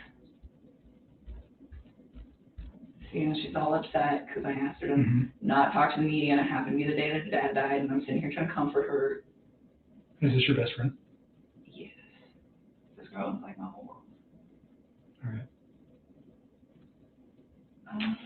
But you're not talking about children or your relationship with Chris or anything like that? No, the only time I ever mentioned him was like that one day. Okay. And I didn't even remember that I even had like said that to her. What's her phone number? 720-425-7330. So I'm not going to call her, but at some point you might want to talk to her, just so you know. I mean, sooner or later she's going to connect the dots, or you're going to tell her, right, if she's your best friend. I'm not going to tell her. If she figures it out, she figures it out. Okay. If we were going to talk to her, I'd let you know beforehand. Is that fair? Yeah, just so I can give her a heads up. Yep. And she apologized to me because she was being kind of crazy. She was. So tell me about the new info that you remembered. Okay. See right here. Hold on. She says, look, man, I know you work at Anadarko. He did too. I know he murdered his wife and kids. I know he was a dog. I know you're my best friend. I know you have a good heart. I know that that guy needs to go to jail, and he will. I know you don't want publicity, and neither would I. I know that as a witness, if you say anything, it can cause a mistrial. I know you don't want that, neither do I. Fuck the media. I want my best friend here. I never fucking said anything to her about a trial. Okay. So, but see, look, she goes, I don't even care if you flirted with him or more. I know you had nothing to do with what happened, and I don't care if your job is having an open investigation. I'm not going to ask you a single question, but my pops died, and you're my best friend. Okay. And I said, please stop talking about that. And she said, what do you want, house arrest? And she just keeps saying, my father died. What the fuck? She was not okay last night, and I was just trying to, like, mitigate this. And I was like trying to calm her down. And I said, Charlotte, I'm trying so hard to be the best friend I can be right now. So I want to talk to you about that case. I didn't say the case. I said that case. Like, I wasn't even affiliated with it at all. And you need to respect that. I'm here for you regarding your dad. You know this. And then she's freaking out and freaking out. You guys never had a conversation except for this past text messages about Chris and his children? No, that was it. Okay. That was it. That's fine. I mean, because he wasn't really something that I, like, super wanted everybody to know about. And I shouldn't have even mentioned it when she brought up what she had, like, going on sexually with her fiance. And it happened, but at that point, you guys are best friends. It's understandable. Yeah, see, and she keeps trying to talk about it. She says, if you're not under investigation by the police, I don't care. Why can't you attend your so-called best friend's father's death? It doesn't make sense to me. And all I told her was stop. And she just like, yeah, and she just is like freaking out. And finally, I just told her, you know, getting mad at me isn't going to bring your dad back. And that is when she chilled. Okay. Well, she kind of went on another rant, but it had nothing to do with Chris. And then she apologized to me this morning for being drunk and sad and angry after dad died. What other new information? Okay, see, we got so much going on, I didn't even think I could do myself. You make sure before you leave you see Hazel. You need to get some help. I know, I'm gonna ask you. Oh, so he was talking for a few weeks, like give me a time frame. Okay. So he went to North Carolina. We came back from North Carolina. I was informed sometime either when he was on the trip or when he was like getting back, but in that area, that they filed for divorce and that they were going to put the house up and for sale. And he was like, she's the one that called the realtor, because he told me that he had spoke to her when he was in North Carolina about it. And then the next day, she was the one who called the realtor. When you say she, Shanann? Yes. And when you say the time frame they came back from North Carolina, you don't remember the specific dates? Was that the first or second week of August? Yeah, I think I told you guys when they left. I think he left on Tuesday, the 31st of July. I do remember you saying that. And I don't remember when he came home. I really don't. I don't remember if it was like. So is this a phone conversation or is this a text conversation? No, this happened over the phone, and he told me that that was when I had said, hey, when you go to North Carolina, I really think you should try to fix things with your wife. And he kept asking, well, what about us? And I was trying to kind of take a step back and see if he would fix things before attempting to pursue things with me, because I wanted to know that if all of these things he's saying, like, yes, we're getting separated, and yes, you know, all of these things that he's saying are happening, I wanted to know that it was like, you were doing this, like you said you were, prior to me coming in your life, and it had nothing to do with me, you know? And so for me, it was like, I really wanted them to fix it. I would have just, like, left the situation. So tell me why Shanann calling a realtor and him mentioning that they were going to be divorced. Why do you think it's important? Because, so after that, he was like, she's the one who called the realtor. And I remember, I was like, damn, that was fast. Because I knew he told me, like, we were going to put the house up, but they said, he was like, we didn't know how much to offer for it, and we were kind of trying to find somebody. And it, like, so for the first few weeks that I hung out with him, he kind of, like, dragged his feet on, hey, this is happening. And then after North Carolina, he's like, yeah, she wants to put the house up. She's the one that called the realtor. And I was like, kind of taken back, not necessarily at the speed of it, given how long he said that they'd been separated, but the fact that she did it, like, the day after he supposedly sat down and had a conversation with her about, hey, do we fix this or do we not fix this relationship? So do you remember how many days she was back in Colorado before leaving? Do you know that? Because I don't remember when they got home. Right. I don't. I'm just trying to get your memory jog there on that. But so this was, they get home, he had told you in North Carolina that they agreed to and they're finalized their relationship. Yeah. They get home and she immediately wants to sell the house. Yes. And then, so, I mean, I started thinking, okay, well, I know in Colorado houses sell very fast here. So I was like, what's your plan? You know, and I was like, because you might want to be prepared. And I remember that's when the whole concept came up of, you probably need to start looking for a new place pretty quick. And that was when he was kind of overwhelmed with it. And I told him, I was like, look, like, I just moved a few months ago.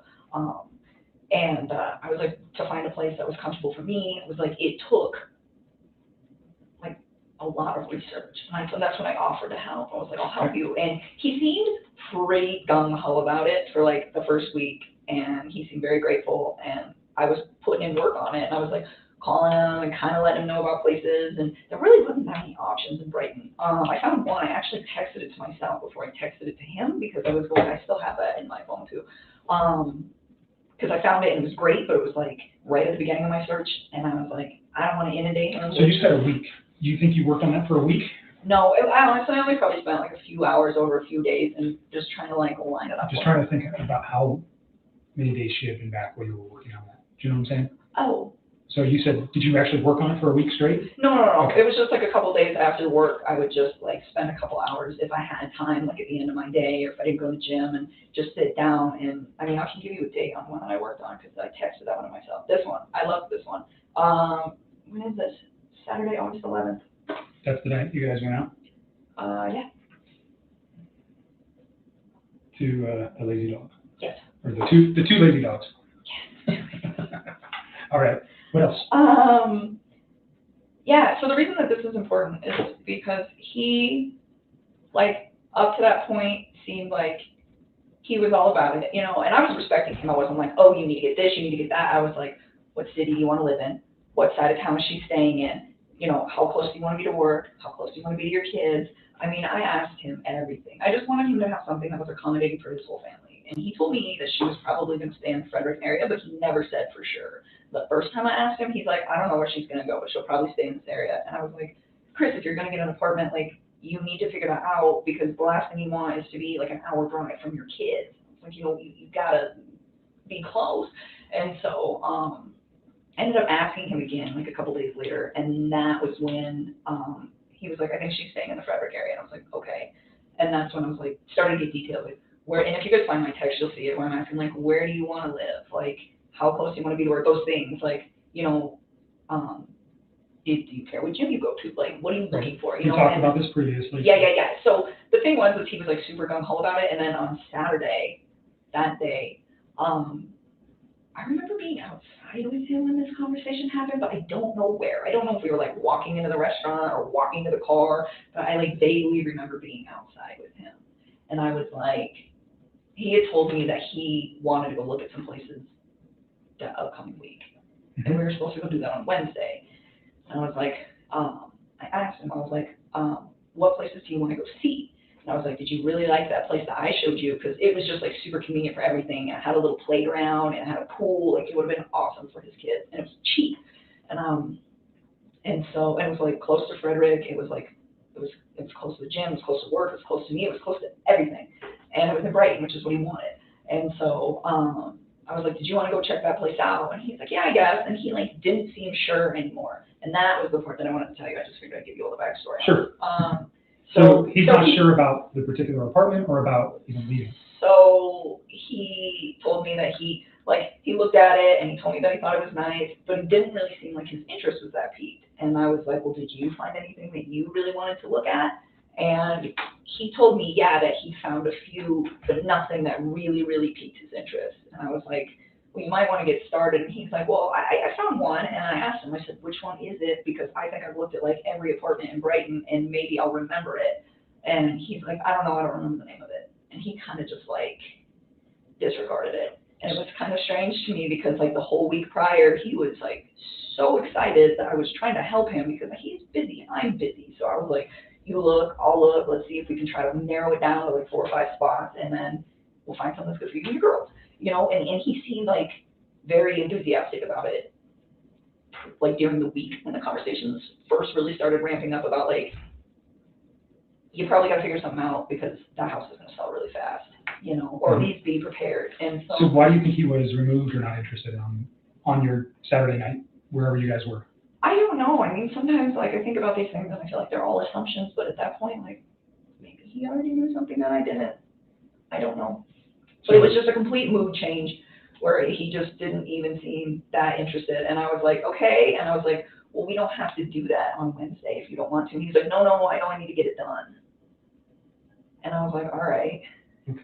You know, because I wasn't going to like force him to do it. If he doesn't want to do it, don't do it. Just say no, you know. And I was like, and for me, I was like, I was just offering to help because like, I know what a tedious task it is trying to find a new place to live. What else? Any other new info? That part where he was just like really unplugged on Saturday, and then there was something else that went with that. Let me just think for a minute. It was I didn't write all this down. I just wrote that part down.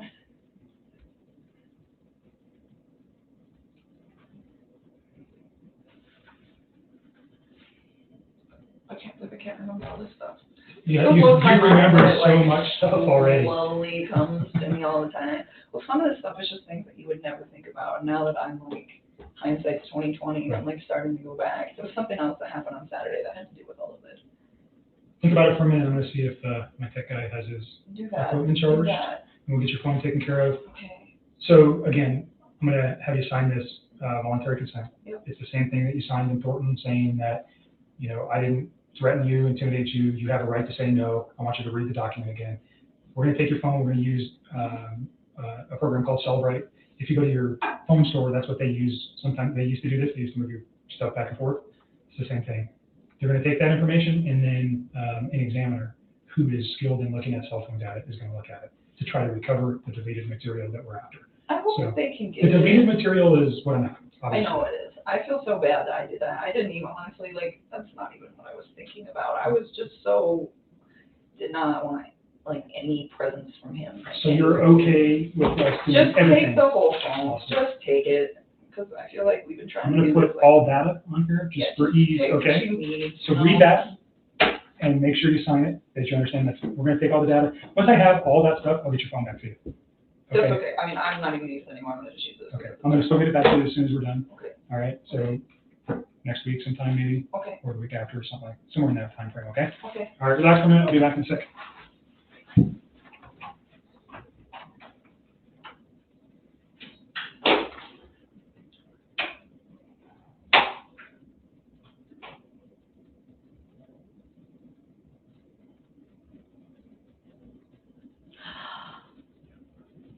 I got it.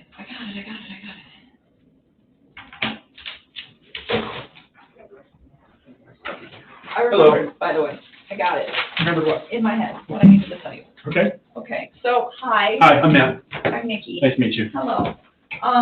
So this is my original phone. Okay. That these guys would like to have. Mhm. I have a lot of contacts on here that are not on the phone that I'm currently transferring to. Okay. A lot of them. Uh-huh. I need some of them. Right.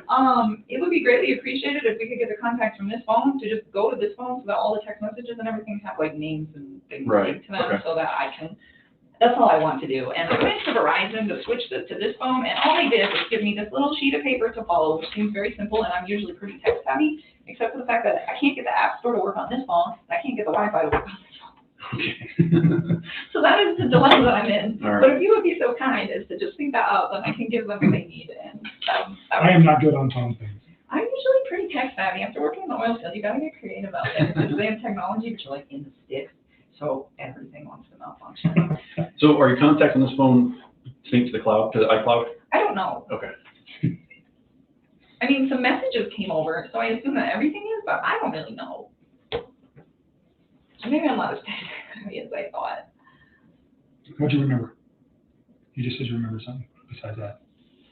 Oh, you want to have a conversation right now? He's an agent. He works with me. He knows about this I can too. step out if you feel more comfortable. Oh, no, I mean, It's I okay, don't know, if- whatever. You tell me. He had a Fire Stick. He kept talking about, you know what a Fire Stick is? No. Okay, you probably do, since you're a tech guy. They're like. Oh, you mean like Amazon Fire Yeah, Stick? yeah, yeah. Okay. Okay, so he didn't have it in his possession, but on Who's he Saturday. though, Chris? Yes. So Chris mentioned to me that on Saturday, that same day, because this kind of went hand in hand with the whole like apartment talk, because I was like, oh, that apartment that he said he found, that he was like, I was like, well, what's it called? And he's like, I don't remember. And I was like, well, how much is it? He's like, it's close to $1,100. And I was really taken back by that, because I pay more than that, and I don't really have that nice of a place, and it's not a 2-bedroom, it's a 1. So that part kind of seemed odd to me, but I'd seen a few things online that were kind of cheap, and I was just like, all right. And he's like, I'm just trying to cut costs. And I was like, that's cool. I was like, how else are you doing that? And it was just out of curiosity. And he's like, well, I decided to get rid of cable. And I was like, okay. And I was kind of taken back by that too, because he loves sports. Dude, like, lives and breathes football. So I was like, okay. And I was like, that's a good cost to, to cut back on. And he was like, yeah, I think I can still stream sports via a Fire Stick. And I've heard of those things before. I don't really know a lot about them. But he was saying that he had a buddy working on it already for him. Who's the buddy? Didn't say, I didn't ask. Why do you think that's important? That he had all that set up?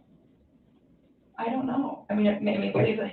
Like he was ready to move out? Is that? Oh, or I he's get what ready you're to go? saying. Yeah, like he was prepping. It still sounded like he was prepping. I mean, everything he did sounded like he was getting ready for everything to happen.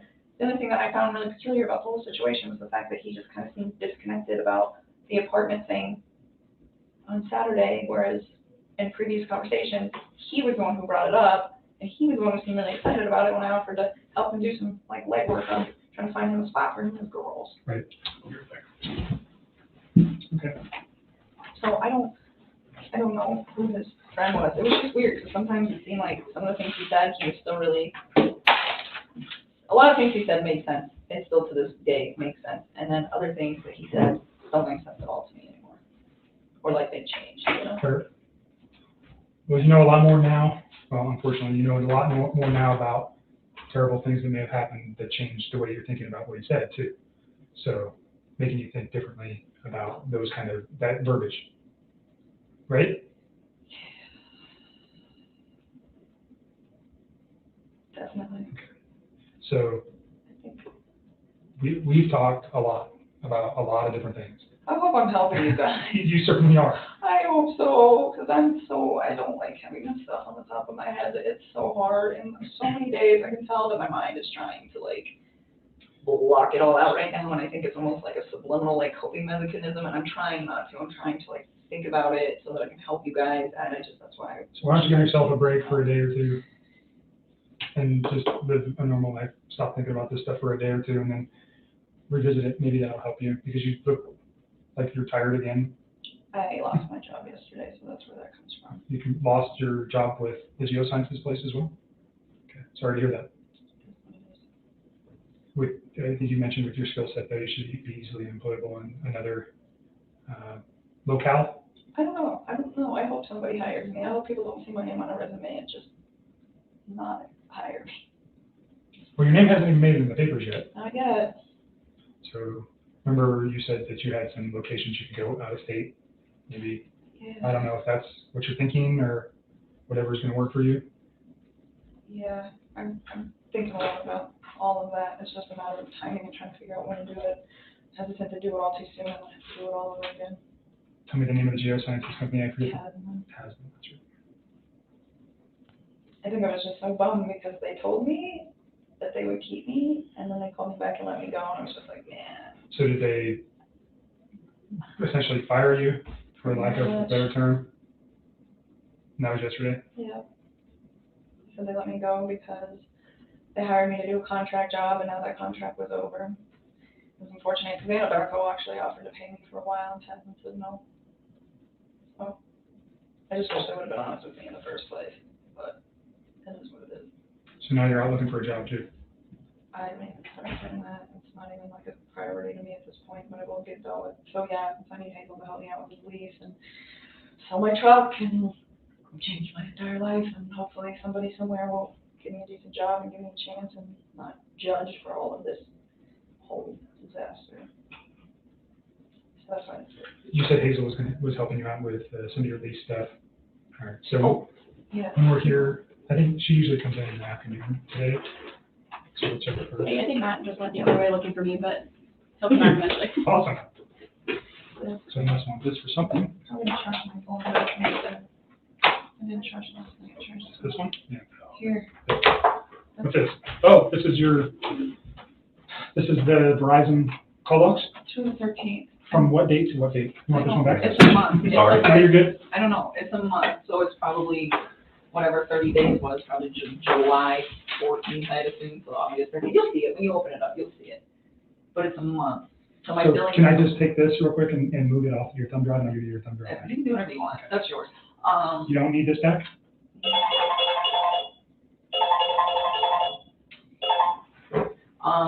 No, I mean, you can give it back if you want. Yeah, I'll just go download this to my computer real quick. I think, so it's a month, it ends on the 13th, and that's why I was saying, when they bill me next month, then I can give you the 14th and past that. And I could have given you the 14th now, but because they haven't billed me for it, like this isn't a nice PDF, but the unbilled one is like in this janky Excel format, and you could like manipulate the data, I don't So want to use what it. is on here specifically? PDF of your complete phone bill for your cell phone? That ends on August 13th.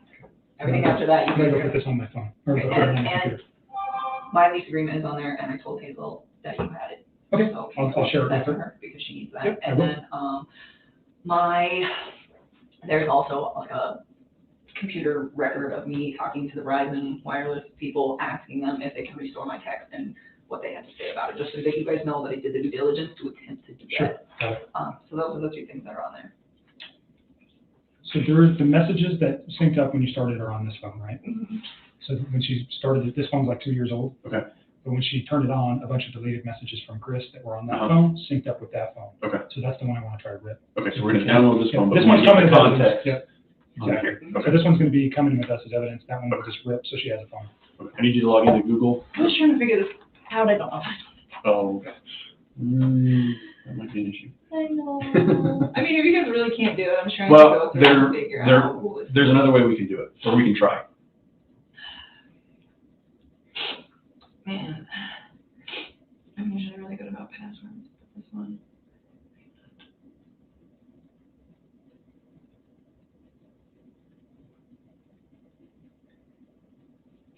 I don't know. I really don't. I was Okay. messing with this before you walked in here. And that's the only way you can download the apps, right? Was there this? Yeah. I mean, I'll have to figure I'm it not, out. I'm not an Android guy, so I don't know. I don't know. I haven't used an Android phone in like 2 years. I guess I'll have to figure this out. That sucks, but it's okay. Well, there's another thing that we can try. Sorry. Nope. Did you have a text message on? So when I looked up to I mean, Wi-Fi, I think you got a couple more extra. oh, I got these. Yeah, this came in on my other phone. This was like right when I transferred. So I think your contacts should be connected to iCloud now. So Shouldn't lose them. And we can try and use the machine that we use to download the phones can also transfer. Okay. I've never done that, so I don't know how it's gonna work, but we're gonna give it a shot. Okay. That would be so nice, because I was looking at these messages and I was like, oh my God, like, don't know. Right. I mean, again, I'm sure I could figure it out pretty quick if I read the text. Yeah. They're all different. Okay. And so you would just save me a lot of time and stress. Okay, and then we're keeping this one, Yes. downloading it and giving it back. Yeah, and then this one, I think you only use one number off of, and that one you guys are taking everything. Okay, but we're keeping this phone, right? Yeah. Okay. That's yours. Okay. All right, let me go see if I can transfer the contacts. You want the wall charger that goes up? I'll just put here so I don't forget, but I don't need it right now. I'll be right back. Or in a little bit.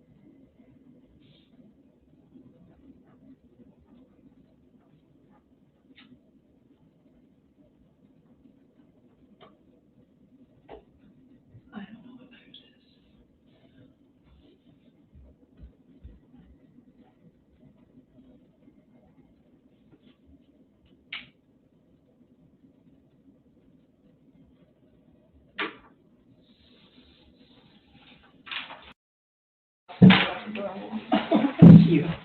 Thank you. So, I don't take much time. I just want to say hello. Oh, hi, good. All right.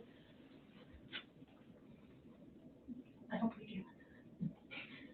I'm gonna step out. Okay. I have that now. I have the lease. I'll give it to Hazel. Okay.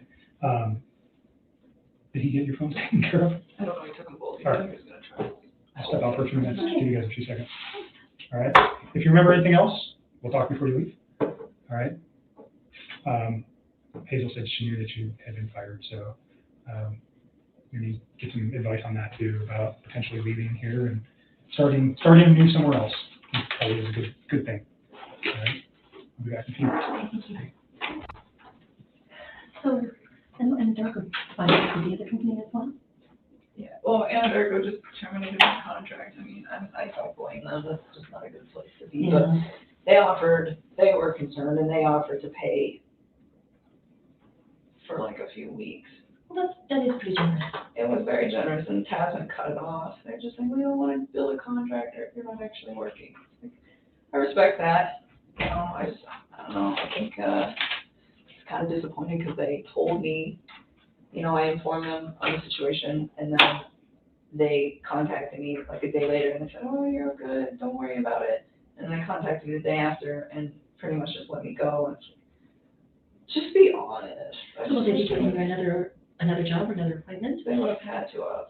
And I kind of had a solution for that situation too, but they didn't seem like they were all about it. So, I mean, it is what it is. I've only been working with them for like 4 months. I don't really know them that well. At Tasman? And so are they saying that your contract with them is also eliminated, or that you just aren't working in Anadarko anymore and they'll find you another position? They told me originally that if I wasn't going to work in Anadarko, they'd find another place to put me. And then they came back yesterday night and said, since you're not, we hired you for the contract with Anadarko, and since your contract with them was terminated, we're letting you go. Okay. Did you call the person whose name I gave you at? No, Haley? I've spent all day trying to do stuff with these guys, Yeah. so I haven't had a chance. I think it might be helpful just to talk to him and see what he has to say about it, and see if there's any, he'll probably ask you what your contract with them was and ask you for some more details, and see if there's any way that legally he can help you out, or if he can create some sort of mediation or something like that, or at the very least negotiate a positive referral to another agency or something. I mean, they told me they'd give me that. He seemed really taken back when I asked them, but I was like, can you at least give me a positive referral? I mean, I did great work for those guys. They're definitely going to miss me being on their team for sure. And he was like, yeah, I'll do this. Okay. Yeah, I didn't really know what else to do. This is like one more thing on my plate right now. I don't know what to do. I don't think anybody's Well, I think that right now, what you need to worry about is a really good supportive family and people that are going to help you get through for a few weeks while you're looking for work. So I think right now we need to just concentrate on getting your lease situation worked out so that you don't have to worry about carrying 2 places and getting everything worked out with Vision Comp so that you can get started into some therapy.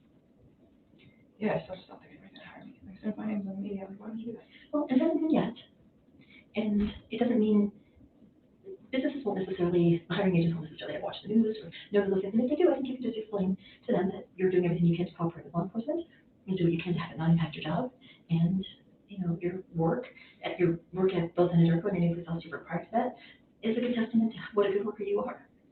And through all this, you kept going to work, you kept doing your job, you were responsible towards your agency, you informed them about what was going on, you did everything you needed to do. I just don't think people are going to hire me. I have a feeling that trying to get by for the next 5 or 10 years is about to be. Okay, well, I think that thinking that way is going to be a little self-defeating. So let's try to take care of what we can take care of and try to build things up for you so that you have the most positive prospects for the future. So I just don't even know where to start. Like, I have friends that can give me a referral, but what I don't want to do is have my friends give me a referral and then they see the news and then they are very taken back. And I think some people would be kind of upset if I asked them for a referral prior to the news breaking. You almost feel like waiting till it breaks to try to approach people. Well, have you tried thinking about a temporary agency or someplace? Like Kelly Girls. I mean, I know they don't pay well, but something like that. I know it's probably well below your skill level. I don't know. I'll probably go back to the oil field at some point. Most of those people are a bunch of societal outcasts, so it might work. Were you happy there? Huh? Were you happy when you worked there? Sometimes. Yeah? Sometimes not, But it wouldn't be torture to go back to that. No, that's all I know. Well, it sounds like that's a good fallback, at least until all this gets resolved a little bit. I mean, if people hire me, if I'm going to jump out there and it's because I'm a woman, yeah, I don't think you can do it. Well, you have the history that shows otherwise. And that goes a long way.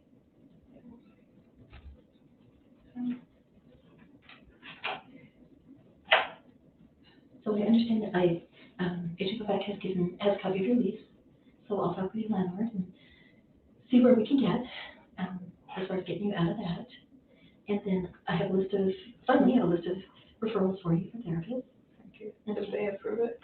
They haven't yet, but they said they should by the end of the day or early tomorrow. They just have to go through a procedure. It's the government. Everything has a procedure. So it's just going through the procedure. But you could get started in the meantime calling the therapists and just doing little interviews with them. Like we talked about, just making sure that it's somebody that you feel confident with and that you feel comfortable you can say anything to. Understood.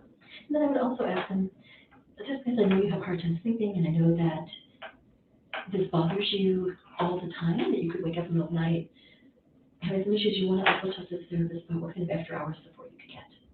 Do they have an emergency line or somebody that you can talk to if it is 4 o'clock in the morning and you haven't been able to sleep all night? And if you need some help making those phone calls, let me know and I can help you. Okay. Sounds like a plan. Just doing everything you need to do every day. There's nothing else to do. I know you're feeling pretty overwhelmed and it just seems like it's Getting piling up. Yeah. Yeah. You know that we are here for you. But you do have support. Yeah, the media came to my house, left a letter, like old crinkly envelope and a piece of journal paper that was all crumpled, handwritten and chicken scratch. Like, oh, I went to today's show, you should call me. It's like, why would I do that in the first place? But even then, the lack of professionalism that my family is seeing from these news reporters is absolutely ridiculous. And you're just ignoring them. Yeah, I mean, they don't have my phone number yet. They still haven't found it. Well, that's good. And you're not at your home. No. And your dad's pretty good about saying no and walking away. Yeah, they're contacting everybody, but so many people reach out to me. The media called me today. And, you know, all they have to say is that they don't know anything about it, they don't have any comment. That's what I told them. Just I don't want to talk to you or Yeah, whatever. no comment, or you don't know, and I was like, you don't have to talk to them. It's like, you don't have to call back, you don't know anything. Just send me love and support. I haven't said anything else. I don't really know what else to say. No, that's good. But I had to do it with a lot of people, and it wasn't something I wanted to do. I was trying to avoid that situation, but I've just been like inundated with phone calls and texts about it, so I was like, all right. Talked to my dad, and I was like, do we do damage control on the rest of these people so that they're prepared or not? And he was just like, yeah, we'll do it. So I just called like my closest friends, and I didn't say anything about the case or that I was a witness. I just told them, it's like, hey man, I need you to do this for me. Like, me and Mr. Door asking me questions, just tell no comment. Please take all the pictures that you have of us off of social media. I love you, and I'm safe. And I didn't break any laws. Well, that's cool, because they start freaking out. Like, what did you do? And I'm like, no, it's okay. You just help me, please. So, Yeah. I mean, so far. Well, we talked about that, how you believe that your friends and your family would, at least for a while, be supportive, not knowing anything, just knowing that you needed their love and support. I mean, it's been 4 days that they've been searching for me, and they haven't found me yet. I'm sure they will eventually, but I think 4 days is not a bad start. I think you're right, and they still haven't found my phone number. And you do have a plan. You do have a plan to just say no, to hang up, don't answer the door, don't answer the phone. You'll have caller ID, so you know if it's your family or your friends, and you have a voicemail that they can leave a message and just say what they want. If it's family, everybody else you can just ignore. You don't have any obligation to talk to any of them. Right. That's pretty much where it's at. And I just like one task at a time every day, so I'm out. But I'm here, and they got my phone, so hopefully they get what they need. Good. Hopefully it'll help. I'm just trying to do everything I can, but at this point, it's like I don't even know what to do anymore. I just like really wanted to start taking care of myself and not everybody else, and I feel like it's just not happening. Well, I think that's all you do have to do right now is take care of yourself. There's really no one else that you have to take care of right now. You know, let your friends, let your family take care of you. Let them offer you support. You're doing everything that we've asked of you, and you just need to now take care of yourself and get yourself through this. And let your family support you, and let your friends support you. You don't have to take care of them. You've done what you need to do for them. You've told them, I'm in a situation in which I just need you to support me, unconditionally support me. And that's all the taking care of them that you need to do right now. There'll be plenty of time for the rest of your life to take care of people. Right now, you just need people to take care of you.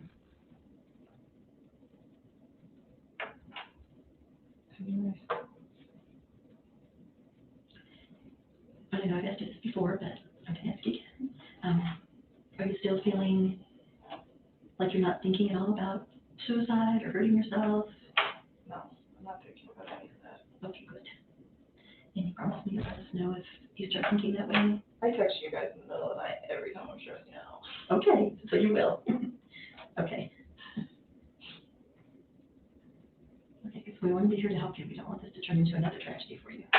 Understood. Well, I didn't know what time you were coming in today, and I have another appointment that is coming in. So I'm going to do an agent go back to that too. That's okay. So that you're not sitting in here all by yourself. Okay. Because it's not a pleasant room to be hanging out in. No, not at all. It's awkward. They have my phone, kids' phones ringing, I'll just sit here. But oh, actually, I don't have to go and sign up for you.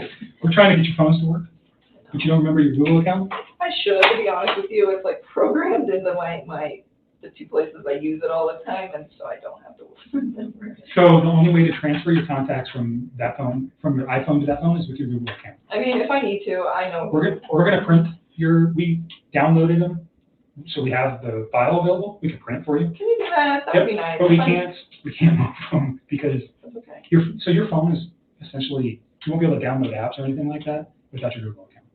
Okay. So, but you do know it. You do it on my Google account? Yeah. No, if I did, then we wouldn't be in this. But you know, do you have it somewhere else?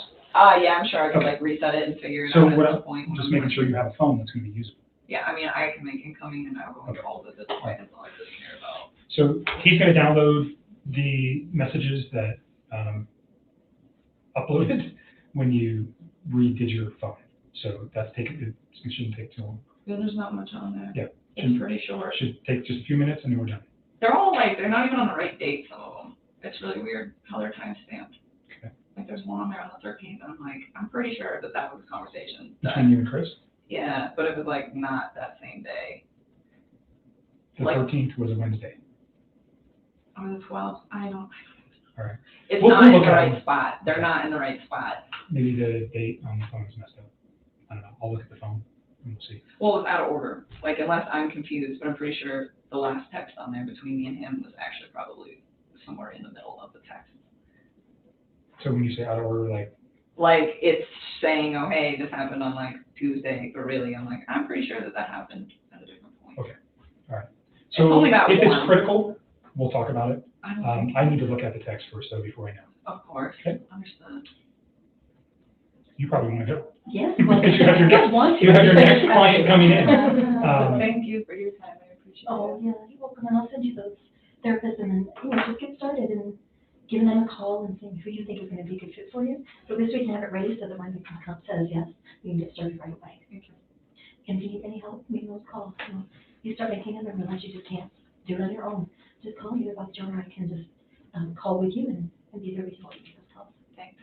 Okay, and if you want to, try to give the guy from CDL a call. And talk. I will definitely call him. That is on my priority list at this point. I just, not on top of it. Yeah, no, I understand that, I understand. And I'm sure he'll say it depends on what your contract says, so if you have your contract with them where your dad can get to it, it's probably at your house. If you can have it where your dad can get to it or something to get for you to send to him, that's probably really helpful. I have it. It's all remote, it's all electronic. Oh, okay, good. I don't have to go back to the house at all. Okay, good. Good. Okay, Thank you so much, Hazel. and call me or text me anytime, okay? I appreciate it. Awesome. All right, I'm gonna see where he's at. What else, anything else over here that you can think of or you want to address or you remember? Sometimes I feel like I remember stuff, but it's like vague, you know? Like, I'm like, I don't know. I don't And know. not everything's important, obviously. I know I tried to get you to remember as much as I could because a lot of the stuff that you have told me over the last couple conversations is relative and it's important. And I appreciate you going back and looking at calendars and doing all that stuff. But stop thinking about this for a while. I think we've got everything. I don't think you can remember anything more. We've had a lot of conversations about this case. So just give yourself a break. Go have dinner with one of your friends and nobody knows who you are. Not yet. So even better to make that happen. Whoever you trust in, like Charlotte or whoever your other friends are, go have a normal night and not sit at your house and dwell on this. It might do you wonders, okay? Are they gonna post anything if they don't find out anything? Because I'm just surprised they haven't. About done what? anything yet. About me. I mean, it's been 4 days. You know that they are dying to find out who you are. I know. They haven't even reached my inner circle yet. It's been 4 days. You got good friends. Yes, I do. So be thankful for that. And we've had this conversation. Is it, you said you're thinking about going somewhere else? Go. I don't know when I'm gonna do that. And can you guys help me with the name change? You like do that? I'm serious, please. So I can't do anything for you. That's a legal process. It's really not that difficult. There's just paperwork that needs to be filled out. I think your best bet would just be to call and maybe ask an attorney to help you with that, or seek advice from, I don't even know who you call, honestly, but people change their name all the time when they get married. So it's probably the county clerk, but I would think it would have to be at a state level to make a name change. But I don't know specifically how to do that. I don't. Does that like become public? Because that would defeat the purpose. I don't know. I know it can be done. I just don't know how to do it, and I wouldn't even know who to reach out. I mean, I could find out and let you know, but I don't know how to do it. Like the witness protection thing is very, very rare. I'm not expecting that. Yes. He's not going anywhere. He's not going to hurt you, all those things. So. No, I'm not expecting that. I don't even know. Like sometimes I'm like, I just want to do it now, and I'm like, why? Because if you go to another I state, feel like it would defeat the purpose. A part of me, I keep getting really scared that it's gonna be really hard to find good employment for like a really long time, like years and years and years of my life. I feel like people aren't gonna want to hire if you me. go to another state, this is not headlines in that state. You realize that. I mean, yeah, I do. And if I do a background on you, you're a good employee. It doesn't come up that you dated Chris Watts and you're involved in this case. It doesn't work that way. So I wouldn't worry too much about that. But I mean, I don't know. I just feel like this is just like one of those things that if it goes to court, it's gonna be like huge. Well, I mean, it's national right now, but it's not like you know, it's not the theater event that happened in Aurora 7 years ago, right? That everybody in the world knew about. It's not that. So certainly for you, you're under the microscope and you're feeling it, and nothing anybody can say can change that for you. So I get it, but I think you need to just step back for a minute, take a breath, figure out what you're going to do. Obviously, you have some very serious decisions to make over the next, you know, couple of months. I'm trying to find out how to do all this without spending all my savings. Just saving up for a house, and I'm just like, damn it. But at least you have savings to fall back on too. A lot of people can't say that. Yeah, that is true. Well, since they fired me, hopefully I can get unemployment for a little while so I can like get my mind right and go to therapy and then go back to work at that point, because I am not ready. So Going back to work might be a good thing for you though. Then, you know, sit and think about this every day. I know, I agree with that, but finding a job is the big task. You know, that's why I told her, she's like, why don't you reach out to some of your friends and get how it feels about a job? It's like, well, They don't know what's going on. No, they don't now, but what I don't want is somebody to give me a reference and then they find out what's going on. I think that's really disrespectful. I think you reach out specifically to an employer, not a person. I don't know anything about the oil industry, but other companies like who you work for. I have this skill and I'd like to come to work for you. I'm thinking about it, thinking about reaching out to some old employers. I've always been a really good employee to those people. Everybody when I leave is pretty disappointed. This is the first time I've ever been terminated from a job. So, Sometimes that can be tough to get over too. it's hard. This was like the dream job. I feel awful about all of this. Like, I wanted that for so long to get out of the oil field. I was so tired of living on oil rigs. It's such a rough life. I just want to be in the office and work environmental for an oil company. And I finally got it, and all this happened. Well, you have that skill set now, so maybe you can move back into I that. hope so. We will see. I forgot what else was saying. Are you guys, am I in trouble because I deleted his text? You're not in trouble. I didn't know what was going on at that point. So, I know, does that cause question? Of course it does. There is, but is it criminal? No. Is there concern that you're hiding something? Potentially. That's why I want them, or I wouldn't be asking for them. I know. And you've been been upfront with me about everything. I don't have a concern that you know you ever told Chris, I don't want you, you know, go kill your wife, or get rid of your kids, or I don't want to date you if you have kids. None of those things ever came out of your mouth. We've talked about that. So, but until those text messages that are deleted are there, you know, and all that, it's just speculation. But it's kind of like, why did you do that? And I get your excuse. I understand what you're saying, that on Tuesday you realized who this man was and what he'd done. You didn't want him to be part of your life anymore, so you got rid of it. I didn't even want to see it on my phone. It was like freaking me out because I remember I had like deleted them, and then he sent me another text, and then I deleted that one too. Right. So I was like, I don't want to deal with this. By the way, when you look into those texts, look for his ABC phone for that one conversation we had where he screenshotted me what he did on Monday. You remember that? Mm-hmm. Yeah. And you said that's his Anadarko phone. Uh-huh. Okay. And that should be the only like recent. Like there's probably stuff if you guys are able to pull up from way back that we talked, but nothing. The thing we talked about was him proving that he went to the oil field. That he went to work. That he went to work that morning at whatever site he was supposed to go to check on the so that'll be in there. release. Okay. Yep. All right. And then I don't know. Am I allowed to like address my friends and tell them please no comment to the media? I mean, I haven't been telling them anything else. I would not talk with anybody about any of this case. No. I mean, I know you need to talk to a therapist, and you need to talk. I'm sure you're talking to your dad. To some extent, I mean, well, when he's not in here for this, I don't tell him about this. I tell him I'm coming down here, but he doesn't need to know anymore.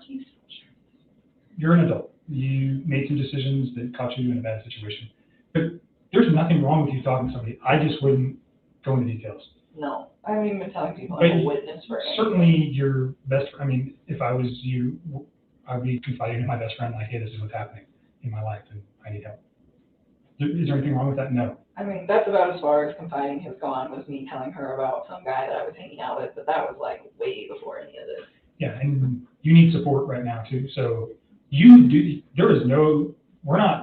in trouble. There's no charges against you. You're simply a I witness. just don't want to like get in trouble for like talking to like my dad or like About asking a friend for help. Well, I mean, like, well, my dad already knows, you know what I'm saying? There's nothing to get in trouble for. Okay, I don't know how that works. That's why I'm asking. I'm like, I don't. This is one more thing I don't know my plate because I just oh my god. You're not in trouble. And talking to your friends and family about what's going on isn't going to get you in trouble. Okay. I don't even want to talk to my friends about it. I don't even want anybody to know. I mean, they're gonna find out, but I figure the reason that I think I'm staking out from the media as long as I have been. It's because nobody knows anything. And because my circle's really awesome. Maybe. I don't know, they haven't even. Or they just, because you're not on social media? At all, but I mean, I eliminated all of that. Right. I like even had the ability to like go through, I went and found everybody I knew that had any public posts, and it was just like, this needs to be cleared. It's all gone. Right, so you've made it very difficult for them to find you. Do I think eventually that at some point they are going to find you? Sure, of course. I think they're gonna find out where I'm staying at. I think that would be really tricky. I don't know. You haven't even told me where you're staying, so Nobody and knows. I don't know how it's connected to you or your family. So, I mean, if it's in your family's name, certainly it wouldn't be that hard to figure it out. So,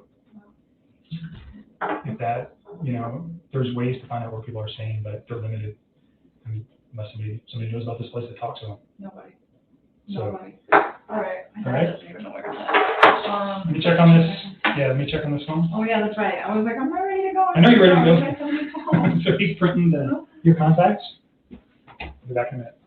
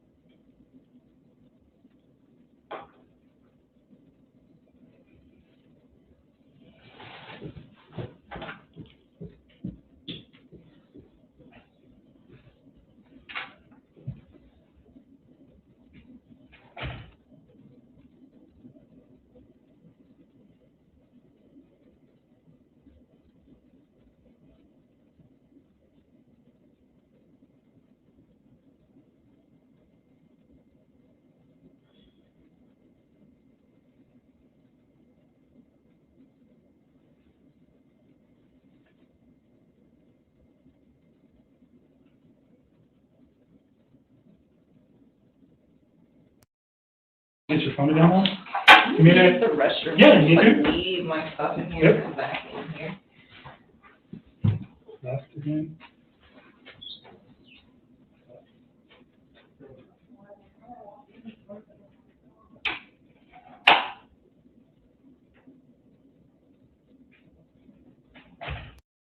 The messages that downloaded.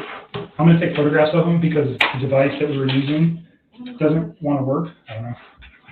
Oh, for those. The messages that came from Chris that you said showed up on the phone.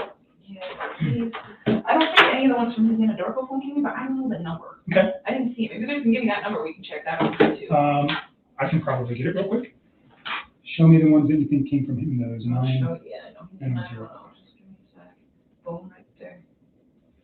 So I am going to take photographs of these in lieu of downloading it with Well, this. we can just screenshot them and send them to Well, you. but there's no way to do that. No, we can screenshot right here. This isn't hooked up to Wi-Fi or anything, is it? No, but I'm saying. Oh, I see what you're saying. It'll come in clearer, or you can watch me do it. So I'm saying, Yeah, what if I and then you wanna- screenshot them and then text them to you right now? Yeah, or you can email them to me. I'll just send them to you right now over here. Okay, that's fine. Okay. You know what's scary? I read this one. This is back in June 27th. It's like when I first started talking. I'm like, damn, loyal, truthful, dedicated, doesn't play games. It just makes me so sad to read this and think like. So are these some of the ones that you deleted? I deleted everything that he sent me. But these are so old. Like, look how old. And was there any from those dates? Yes. So look, like these 627, 629, and these are old, and then they seem to be, and then we're missing the second and the third, and then there's the fourth. Okay, so there's a lot of messages. Kind of, but then like, yeah, then there's no 5th, 6th, 7th, or 8th, and then there's the 9th, but it's only one text, and then the 17th, one text. And you guys text how many times a day? All the time. I bet you guys have hundreds of messages that you need to recover, but yes, so here's the 11th. But look, there's only one from the 11th. Can I just see what he said? Yeah. And then the only text I think might be out of order, might is the one at the very end.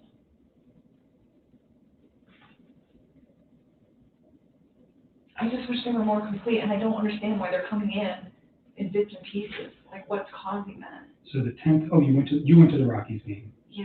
Okay. I didn't see him that day. I was with my friends, and I stayed with him that night.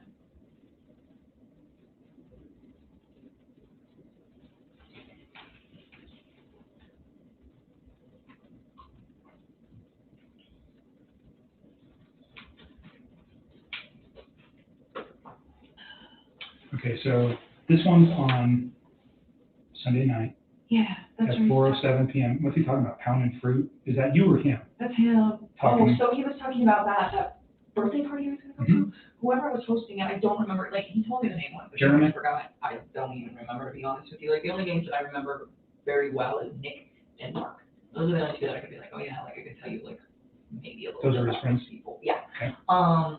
We went to the birthday party, and he said, oh, this guy always barbecues. And then he was saying, oh, he didn't barbecue, so he was saying he had fruit and asparagus. Yeah, didn't do any smoked barbecue this time. He did hot dogs, so he was saying he avoided that. He was like trying to eat healthy. So this is the final one. This is the one, I don't know if this is in order. I'm not sure exactly what this is referring to. I think this one at the bottom, this, oh my God, that's absolutely ridiculous. They would freak out. That, do you remember when I told you, like, I was always trying to, like, incorporate his kids and stuff? I mean, even if it wasn't, like, directly, like, me and him, but just, like, I was always thinking of cute stuff when I'd see stuff. I was like, oh my God, little girls would like that. I would show him, and I found this box of Lucky Charms that was unicorn Lucky Charms, and I thought they were really cute, and I texted it to him, and I was like, do your little girls know about these? Because they're awesome. And I was like, little stuff like that. So and that's I don't think that that's the 13th, because I don't think I talked to him that day. What day was the 13th? I can't remember. Monday. Was it Monday? I think. I gotta look, because I can't. I think it will, no, well then maybe these aren't in order. Monday was the day I think that I sent that text. Yes, that's Monday morning at 2:44 p.m. So that's an afternoon, Monday. Does that sound right? I was at work when I texted it to him. So that's it. Okay, so then it is in order, so it is in order. So And this this is makes the sense, 12th. because that's Sunday, right? That's Sunday. Okay, so they're in order, they're just missing a whole So bunch. he's basically saying he's still at that Barbecue. and that fits. Okay, perfect. Okay, so then this one is in the right place. I was thinking 8/13 was Tuesday, and I'm like, I don't think you and I had very pleasant conversation on Tuesday. You want to screenshot all those to me? Yeah. So let's start with And then Please. I turned this off, but Oh, this is also weird, you like ninja chops. Oh, I think that works. Okay, so that takes us down to 6:29, so then I'm gonna scroll up to 6:30. ninja chop. Interesting. It's old school. I had to do a stuff like constant mission in my house last night. Sorry, I did not like it. I was like, this is scary. That's cool. I got to do that, so hopefully I'm gonna go back.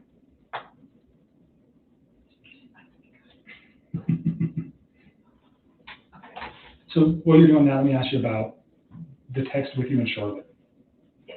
You talk about children, and he's got his own kids, and that makes you kind of uncomfortable because you'd like to have your own family.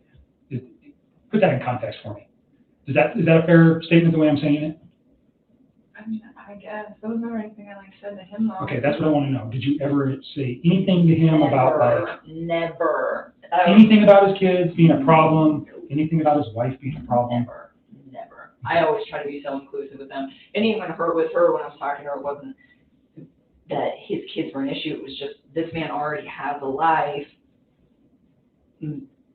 Should I go build my own, with somebody who hasn't done that yet? And then she was the one that was saying, I was engaged once and it didn't work, and now I'm engaged again. And she's trying to tell me, like, it doesn't matter. Like, I'm on my second time of going through this. And she's like, I love this man very, very much. And she was saying, like, he's not gonna love you less because he's already been through marriage once and been separated and already had kids. Like, he's not gonna. Those references were never made to him though about children. Never. So Charlotte, that's who you were talking about. Yes. Did you one time tell me Charlotte's a lesbian?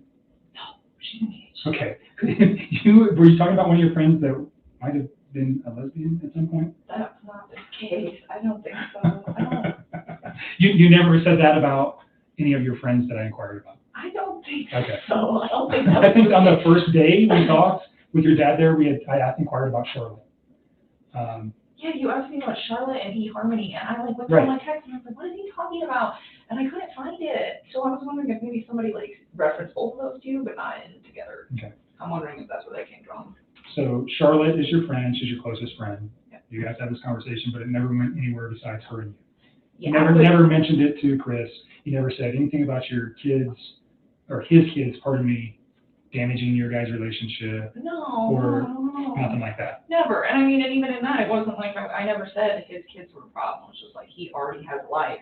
I don't know about Right. that. So in light of what's occurred though, what I'm trying to make sure is that there was never a conversation that you guys had that he might have thought that you were saying, I can't be with you if you have kids? I wouldn't be with him if I couldn't. Okay. So I'm just making 100% sure that those. I promise you. Okay. I really want you to get pull these texts because all the stuff I've been telling you will sync up. And I hope we can. I haven't been very lucky with your phones yet. There's been nothing but pain. So this one's coming with me. Okay, I think. Jeez. I know this is a task. I'm gonna. Somebody might be duplicates, but whatever. I'm gonna send these to you. No, that was kind of something between me and her, and it wasn't even really the kids. It was that he'd already been married before, and I was just like, I don't know if I am in a long-term relationship with this guy. Is that something he would eventually want? Because that's something I would eventually want. You know. So your concern was more about his prior marriage than his children? I guess. I wasn't really that worried about him at the time. If you read the majority of those texts, it's very, very flattering to him and all the many things that I have to say about him. It was just that I wasn't 100% committed to him yet. I mean, I was monogamous with him. I wasn't seeing any other men, but I wasn't hey, this is the guy I want to spend the rest of my life with. And part of the reason that I was uncertain, I mean, yeah, he'd already built a life, but honestly, he wasn't out of the marriage that he was already in. Right. So, I mean, I'm not going to go tell the whole world, hey, I've got this guy, and, I'm going to take in his kids, and we're going to do this, and we're going to do that. And it wasn't because I had any problems with them. It's just. Okay. I know the context of that text now, looking at it looks so bad. You have to look at it from the perspective that I'm looking at it. Yeah. And how it could be misconstrued or made out to sound something another way. That's why I wanted to give you the opportunity to say what it really means. Okay. No, I don't mean any harm towards those kids. I always thought they were so cute. When he showed me those pictures, he was all about them, and not only that, but once you guys get those texts, you will see, there's not very much mention of his children. And if there is mention of his children, it's always cute stuff where it's hey, you should show them this, or hey, this apartment's great for them, or, what do you think of bunk beds? And, those little girls remind me of me and my little sister. They're the same age. Right. Yeah, I mean, it was so cute. He would call his little daughter, the younger one, Phoebe, he'd call her Rampage. He's she's wild. And it used to just make me smile because my little sister was totally Rampage. And it just was kind of spot on, And so, it just kind of made me think, okay, these guys are going through a divorce at the same age that I was at when my parents went through a divorce. And I was how did I handle that? And I tell them, this is what happened when my parents separated and we were this old. And just try to give him a reference because I gave a damn. Right. Okay. I mean, but just because I care about him and I care about his kids and all of that doesn't mean that I'm ready to turn around and commit. Did he ever say anything like that? Do I have to get rid of my kids, or do I, This shocked me just as much as I think it shocked the rest of the world. All of it. He lied so much. Now I go back and think of all this shit, and I'm it's lies. Everything that they knew about him was lies. I mean, his friends let him stay the night at their house. He even fooled them. It's not just me. He lied to everybody. He had all of you fooled. And everybody stood up for him. His friends stood up for him. I really thought she left. I was let her fucking go. She'll come back in a day. She'll be all right. Let her cool down. She'll be here. It'll be okay. How do we convince? I think she's just upset. And then. Never would I guess. I mean, even now, when I go back through this stuff, I'm it doesn't make sense, or it seems a little off. That stuff still doesn't send a red flag to me, hey, this guy's gonna murder his family. Sure. I don't think there was any. You didn't have any indication, and by all accounts, it doesn't seem like anybody did. No, I just sometimes I try not to think what that man is thinking because you don't know, but it's how long has his brain been shifting to this paradigm shift where he feels the need to do this? It's I just don't believe that it's something that just happens in a day or 2 days. I don't think it happens in 2 months. I think that this is something that takes a very, very long time to develop. And I don't. Right. So that scares you when you look back at it? Yeah, because I think about it. I'm he could have had that capacity to do that, whether I was in his life or not. He could have had the capacity to do that, maybe not even just to them. It could have been me. It could have been our coworkers. I mean, the more I think about it, I think a lot of people are going to probably assume that I was the catalyst for his movement, but I don't think you know, not me like instructing him, but him deciding to do that because he had me in his life and because he was so like infatuated with what we had going on. But, you know, like I try to put the reason to it at the end, like why would you wipe out your family to be with me? Like it doesn't like compute. It's like, how would that go? Like, hey, my family just disappeared, and you think that I'm gonna just not be concerned about that? And not only that, like he was so about those little girls and always trying to like push him to do that. Like I told you, like every day where like he would want to come over my house after work. I'd be like, no, go hang out with your kids. Your kids are home. Like that was me. That wasn't even him. That was me pushing that. And he would go do it, you know. And he spent time with them, but he was never like, oh, I don't want to hang out with them. He'd just be like, can I see you for a few hours? And I'm like, if your kids are awake, go hang out with your kids. You know, if they're sleeping, you want to talk, you call me, but don't do that while they're up. Let's spend time with them. And I just, oh my God. And that is the part that I have like the hardest part swallowing, where it's like, why would you take them out to spend time with me? Like, it doesn't fit. It doesn't fit at all. Mm-hmm. You know, But you said he was infatuated with you. But even then, if he's so all about me, and I support him being with his kids, you would think that he would want to do what would make me happy. It's a good point. And so maybe what that's why would make me happy with him hanging out with his kids. It's in text, it's in phone conversations. I mean, so let's just say that doesn't. We'll look at it. It doesn't.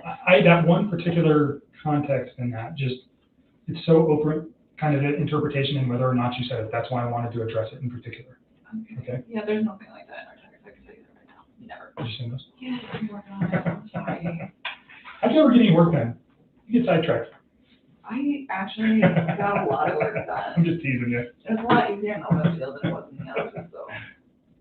871-956-9098. I am. Okay, I just want to make sure. Yeah, don't send those to anybody else, please. Let's see how many I can do at a time. Screenshot. Probably send them all.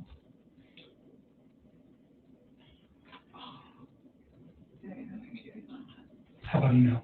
If you emailed it, could you select each one and attach it to the email? I mean, I just want to do it here so you know that. Like, Okay. That's right, you don't have Wi-Fi on the phone, right? No, I don't have anything on here. Okay. That's just going to be a slow process here, but bear with me. Yeah, I don't know. Sometimes you can just be like, sometimes I legitimately think that man's cheese was sliding off of his cracker long before I came into his life. Have you stayed away from the media the last couple of days? Yeah, I guess they know where I live. I mean, no, what they're reporting about him or the case. No. So you've been watching that? Kind of. I thought. So you saw the video of him like talking about relationships? Oh, I can't even like bring myself to like watch most of that stuff. I will like scroll through the headlines if they look different than what I previously like knew about the investigation. Kind of looking for my name so that I know when it happens, so that I can deal with that. But other than that, no, I don't. I never actually watched that video. Okay. I don't really like. I have a hard time like looking at him now. It's kind of the same thing. Like when I deleted the text, like I saw his mugshot and I like looked at it the first time I saw it and it scared me. And now when I see it, I just like move past it because I find it to be. I don't get it. Did I just send it? I don't know how to work this new phone now. Attached. I think some of these are repeats. I'm sorry. It's okay. Okay. As long as I have them all, that'd be great. I think you do.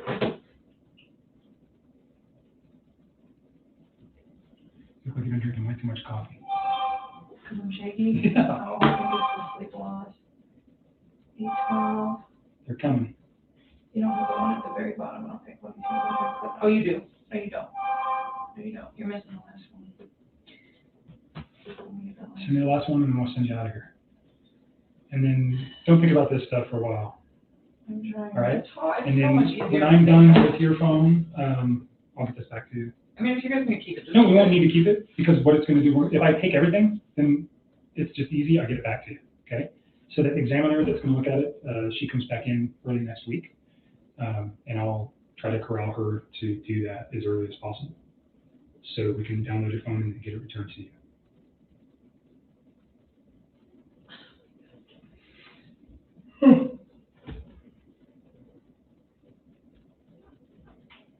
All right. Okay.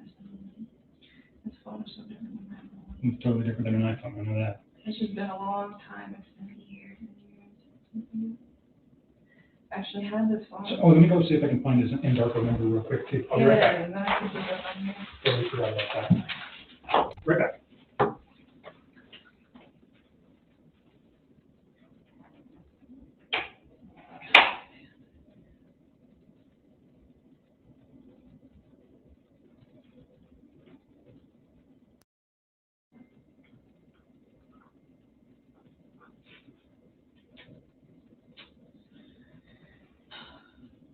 What is it?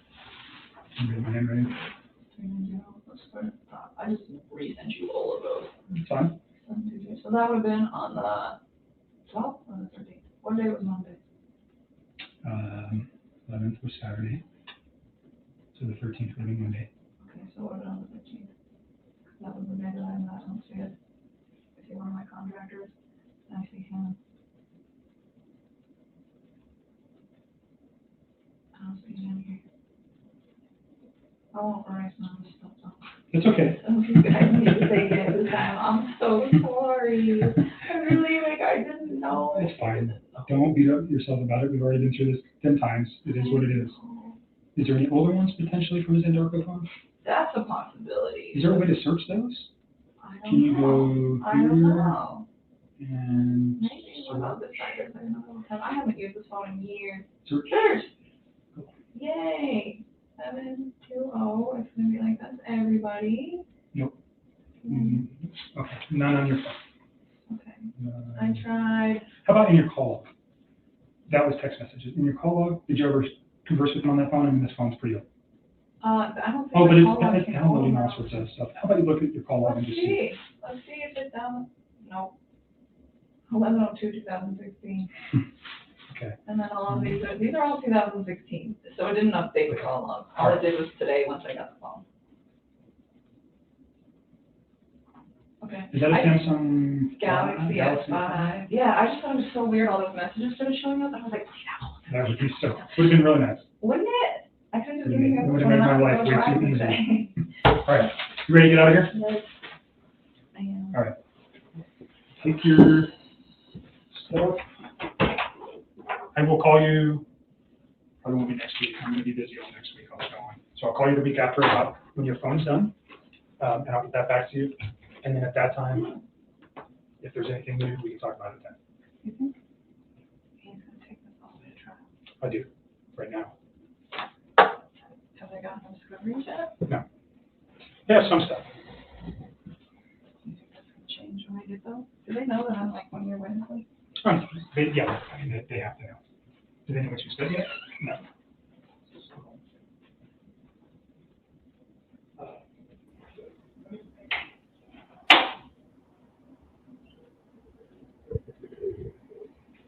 She's like one of those people that when you want to leave, you got to like start saying goodbye to her about a half hour into when you really want to leave. I forgot. I do have a few more things I wanted to show you. I might just I'll show you what I have, and then probably we'll have to make it go into the next live. But I wanted to pop over on TikTok and talk about her dark magic. Now, I'm someone who doesn't feel as if all magic is the same. I think that there's good Christians, there's bad Christians, and just like there's good witches, there's bad witches, there's good Jewish people, bad Jewish people. It just depends on your beliefs in that particular religion, in my opinion. So you will never never hear me bash anybody's religion. Hi, Heavenly. How are you doing? Oh, no, you're not getting notifications? I think sometimes if you turn the bell off and on, that might work. I'm not sure. But I know that seems to be a common problem on over on YouTube. So I wanted to look at a few TikTok things about her magicness. So this is Annie Elise. Why would you wipe out your family to be with me? And I've talked about this case in the past. I completely 100% respect and agree with Shanann's family, the Rucheks, with their beliefs, their position that Chris is the sole person responsible for the heinous murders of Shanann, Bella, Cece, and Nico. However, I would be remiss if I did not bring up that there are more things about Nichol Kessinger that have surfaced. I'm even more enraged, more just disgusted, and more convinced now more than ever, actually, that Nichol knew way more than she was letting on. She may, in fact, be a true master level manipulator. Her phone pings from the days of the murder, days before the murder, all of those different things. Some inconsistencies there. A secret three-way phone call that is believed to have taken place where she actually listened in. I thought it said master magician, but it's manipulator. Master manipulator. Oopsie. But I did think it was interesting. Annalise is like, I believe that Chris Watts is the only one who did it, and he did it alone, but I would be remiss. That makes no sense at all. Either you say you're not sure she did it, or you think she did it, or she didn't do it. There's three answers there. And I feel like you gave them all in one, Annalise. Hello, everyone. So today I want to talk about the alleged demon or evil spirit that Chris claims was inside of him from the time he met Nichol Kessinger to sometime in October when he was forgiven by the Lord.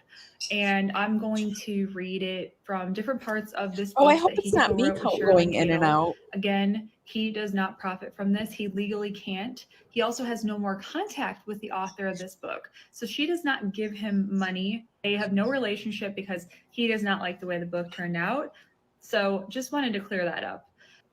I had been thinking about killing my family. I didn't want.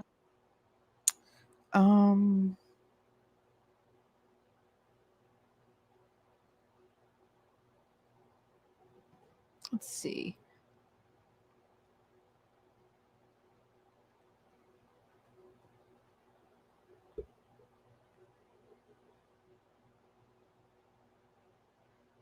Let's see.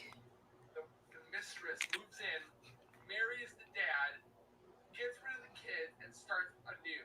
I think it's so interesting that this person is taking a video of a creator and then reposting it. That's different. Like, I didn't know people did that. I don't know. I'm not seeing too much. The late flight, she was tired. She's talking about being physically uncomfortable and being physically unwell, being tired. She didn't have any sense, and I just asked her, how did you feel mentally? Like, what did you feel about the situation that you were walking into? And I had just said, did you sense that something was wrong? And she said, I did sense something was wrong, but I was sensing that my marriage was ending, but I was also not accepting that and just curious as to what was happening, what was going wrong, starting to dread that there was more to what I was feeling deep in my gut, that there was someone else, that there was something else going on. But I was determined in my life to do a lot of things, and I was very determined to repair my marriage as well. Okay, so let's go on with the steps. I have a lot of questions, so if you can make them brief. Yeah, she just said it would be better if you asked the questions because because there's a lot of blanks to fill in and the questions would help it stay structured. Okay, so you came home. Was Chris at home? So this appears, And, I have a hard time did you have stopping any and kind of meaningful starting. conversation right away? And then how did you seem? What? And then how did you seem? Am I the only one that has problems stopping and starting TikToks? But anyway, it appears on that one, there was a psychic medium saying that she was channeling Shanann.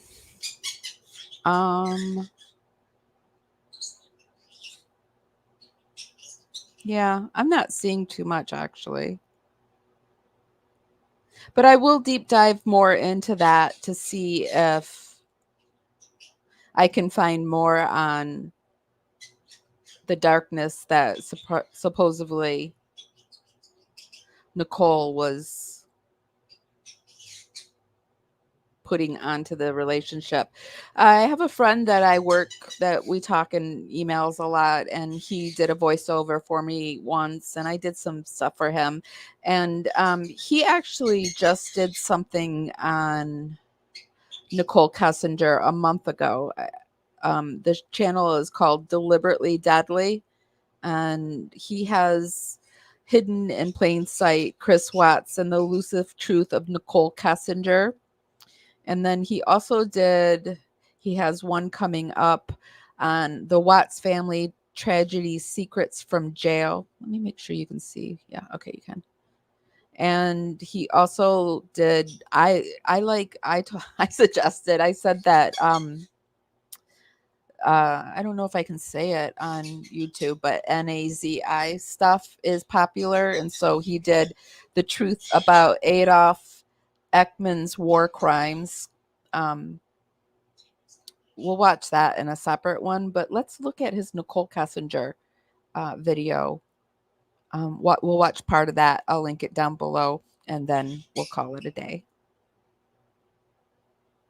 Have to talk to us. If there's a question you don't want to answer, don't answer it.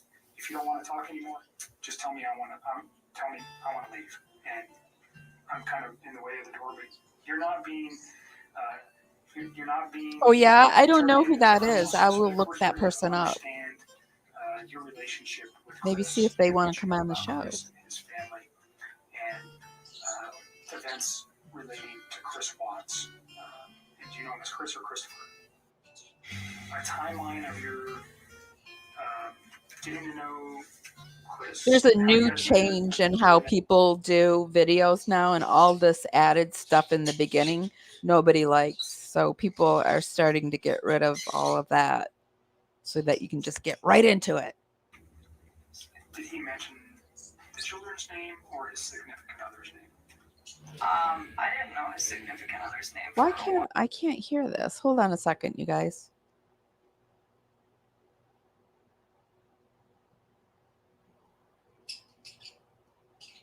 Let me see if that's better. It's hard to find the channel because he has Deliberately Deadly as one word. So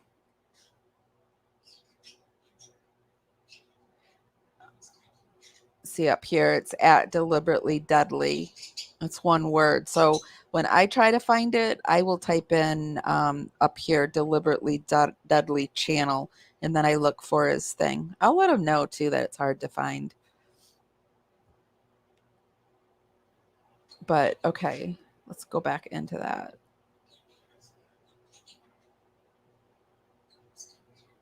Looks like he's done some stuff on Gypsy Rose too, so if you're interested. And then I think he told me his kid I don't understand when I play this. name's pretty quick, but to be honest with you, What pops up is the last video that we just watched. Let me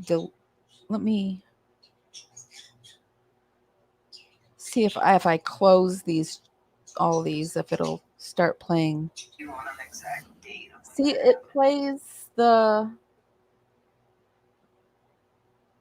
last video that we watched, the interrogation. It's not playing this actual live or this actual video. Let me see if I shut off my speaker, if that works.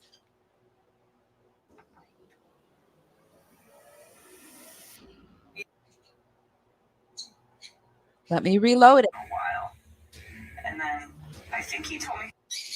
I don't know. This is weird. I don't know how to fix this because what's happening is it's playing, the sound is playing from the old. I must be doing something wrong here. What am I doing? His kid's name's pretty quick. A while. And then I think he told me his kid's name's. You know what it is that he's just playing the he's just playing the interrogation with different footage.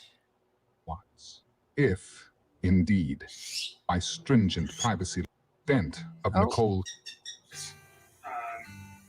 In the text too, it's like, don't mystery, a question to to me, and then go try to make peace with your wife and lay in bed with another woman. Like, just don't do that. And I was like, it's not that I don't appreciate what you're saying to me. Sometimes It's like, just, I'm an incredible blonde.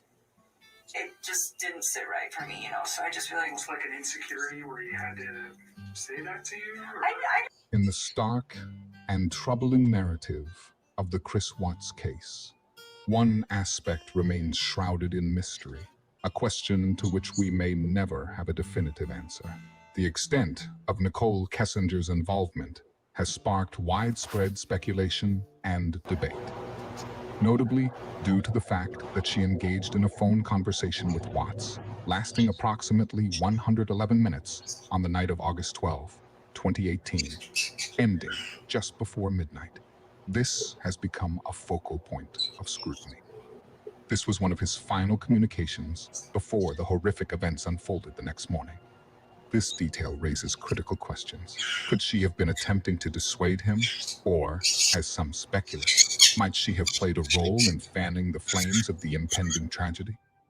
Our exploration today seeks to delve into these complexities, striving for clarity amidst the swirling speculation.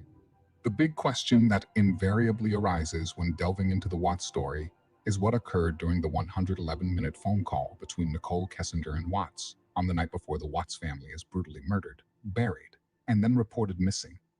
It's a natural assumption in today's digital era that such a conversation might have been recorded and retrievable by law enforcement.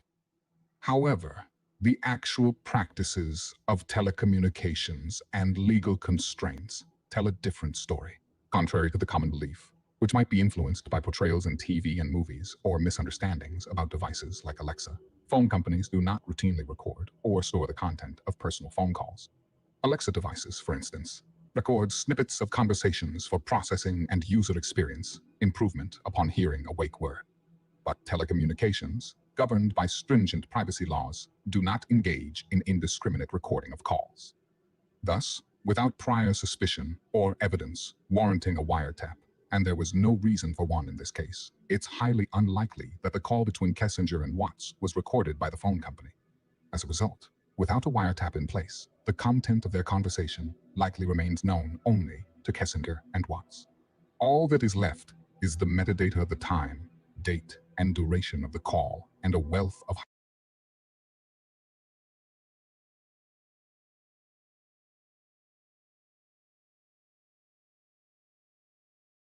hypotheses and conjectures from those seeking to understand the how and why of the case. If the police had access to the content of the call, they have not released any information or transcripts, fueling public speculation. Questions linger. Was Kessinger attempting to dissuade Watts, or could she have been a catalyst for his actions? Without concrete evidence, these queries enter the realm of speculation. While it's in human nature to seek answers, particularly in a case as harrowing as this, the likelihood of a recording of that pivotal phone call existing is minimal due to the legal and technical barriers involved. Do you think she'll ever write a book about that last phone call, or will he ever put it in a book about that last phone call? I find it so interesting that he can't make money off of his case, but yet Gypsy Rose is like a millionaire now.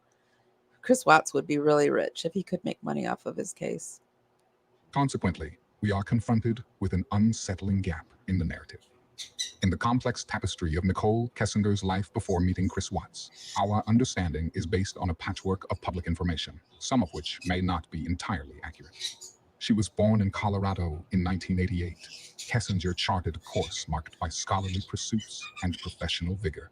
Her academic path led her to Colorado State University, where she delved into the realms of geology, earth science, and geoscience, earning a bachelor's degree in geology in 2013.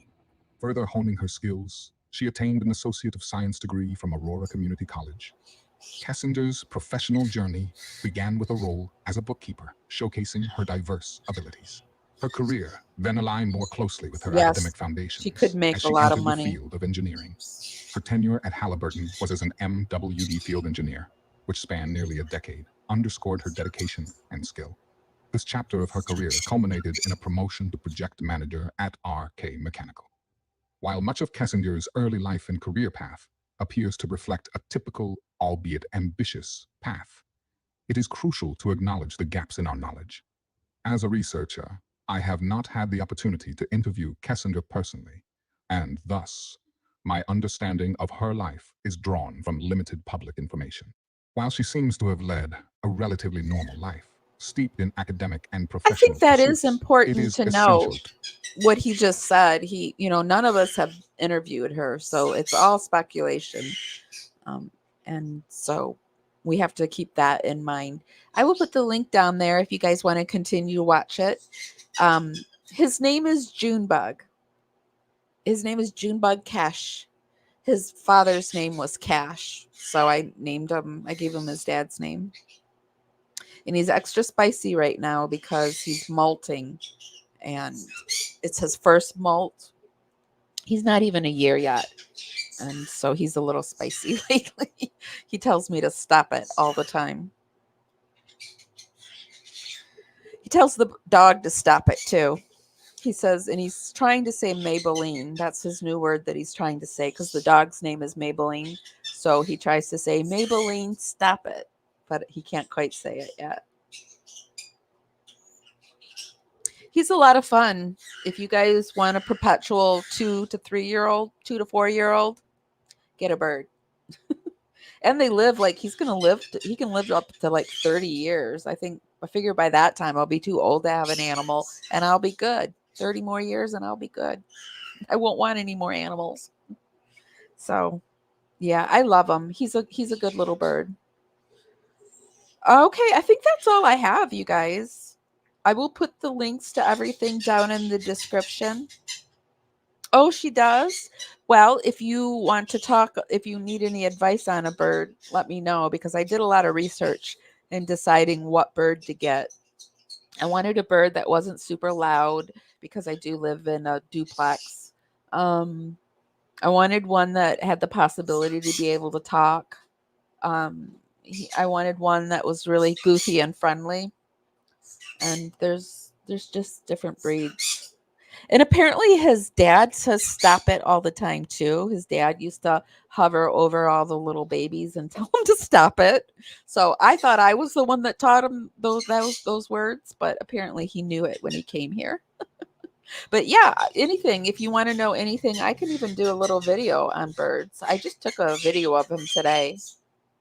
He has this thing where I asked him if the dingo ate his baby, and I was like, oh, that's like the dingo really did eat that woman's baby. So I changed it, and I say, you ate the baby. He's saying it right now. You ate the baby. And then we go,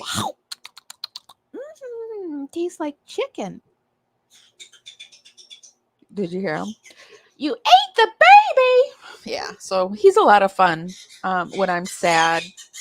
You ate the baby? Yeah, I know you ate the baby. You eat it all the time. That baby's gone. Yeah, you eat it all the time. He's fun. And I find myself saying crazy things. So, I mean, in my life, I never thought I'd be saying, did you eat the baby over and over again? But yep, here we are. But I love him, and he's a lot of fun. And he's going to turn 1 on April 6th, and we're going to have a party for him. All right, guys, I'm going to go. Thank you so much for being here. Thank you for Tabby Cat for donating again. I love you. If you guys could all give my live a thumbs up, a heart, send us out into the algorithm, bring more people back to the party. It's just a free way to help my channel out. If you can give a little bit more, we do super chats, super stickers. We're also on Venmo and PayPal at parawomanradio@gmail.com. I will, memberships too. We have memberships. I've been putting all the videos up early on the members only. I let them see the videos first, and then I release them to you guys. That's just a few extra things that I'm doing for you. Thanks, Heavenly. Thank you for being here. I'm so glad you made it. And I'm going to leave. Call it a day. I'm so glad my laptop, it's better. I know you're still eating the baby. I will see you guys later. If nobody's told you this today, I'm going to tell you this because I feel it. I really feel it. I love you guys. I love you guys tremendously. And I'll see you next time. Bye, guys. It's me. Hi. I wanted to hear your voice. Call me back. It's me. I miss your face. I was just calling to say hi. Call me back. Bye. It's me. I wanted to hear your voice. Call me back. It's me. Hi. Just call me back when you have a chance. Hi. It's me. Hi. I wanted to hear your voice. Call me back.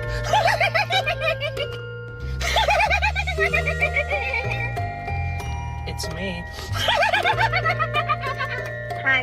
I wanted to hear your voice. Call me back. It's me. I miss your face. I was just calling to say hi. Call me back. Bye. It's me. I wanted to hear your voice. Call me back. It's me. Hi. Just call me back when you have a chance. Hi. It's me. Hi. I wanted to hear your voice. Call me back.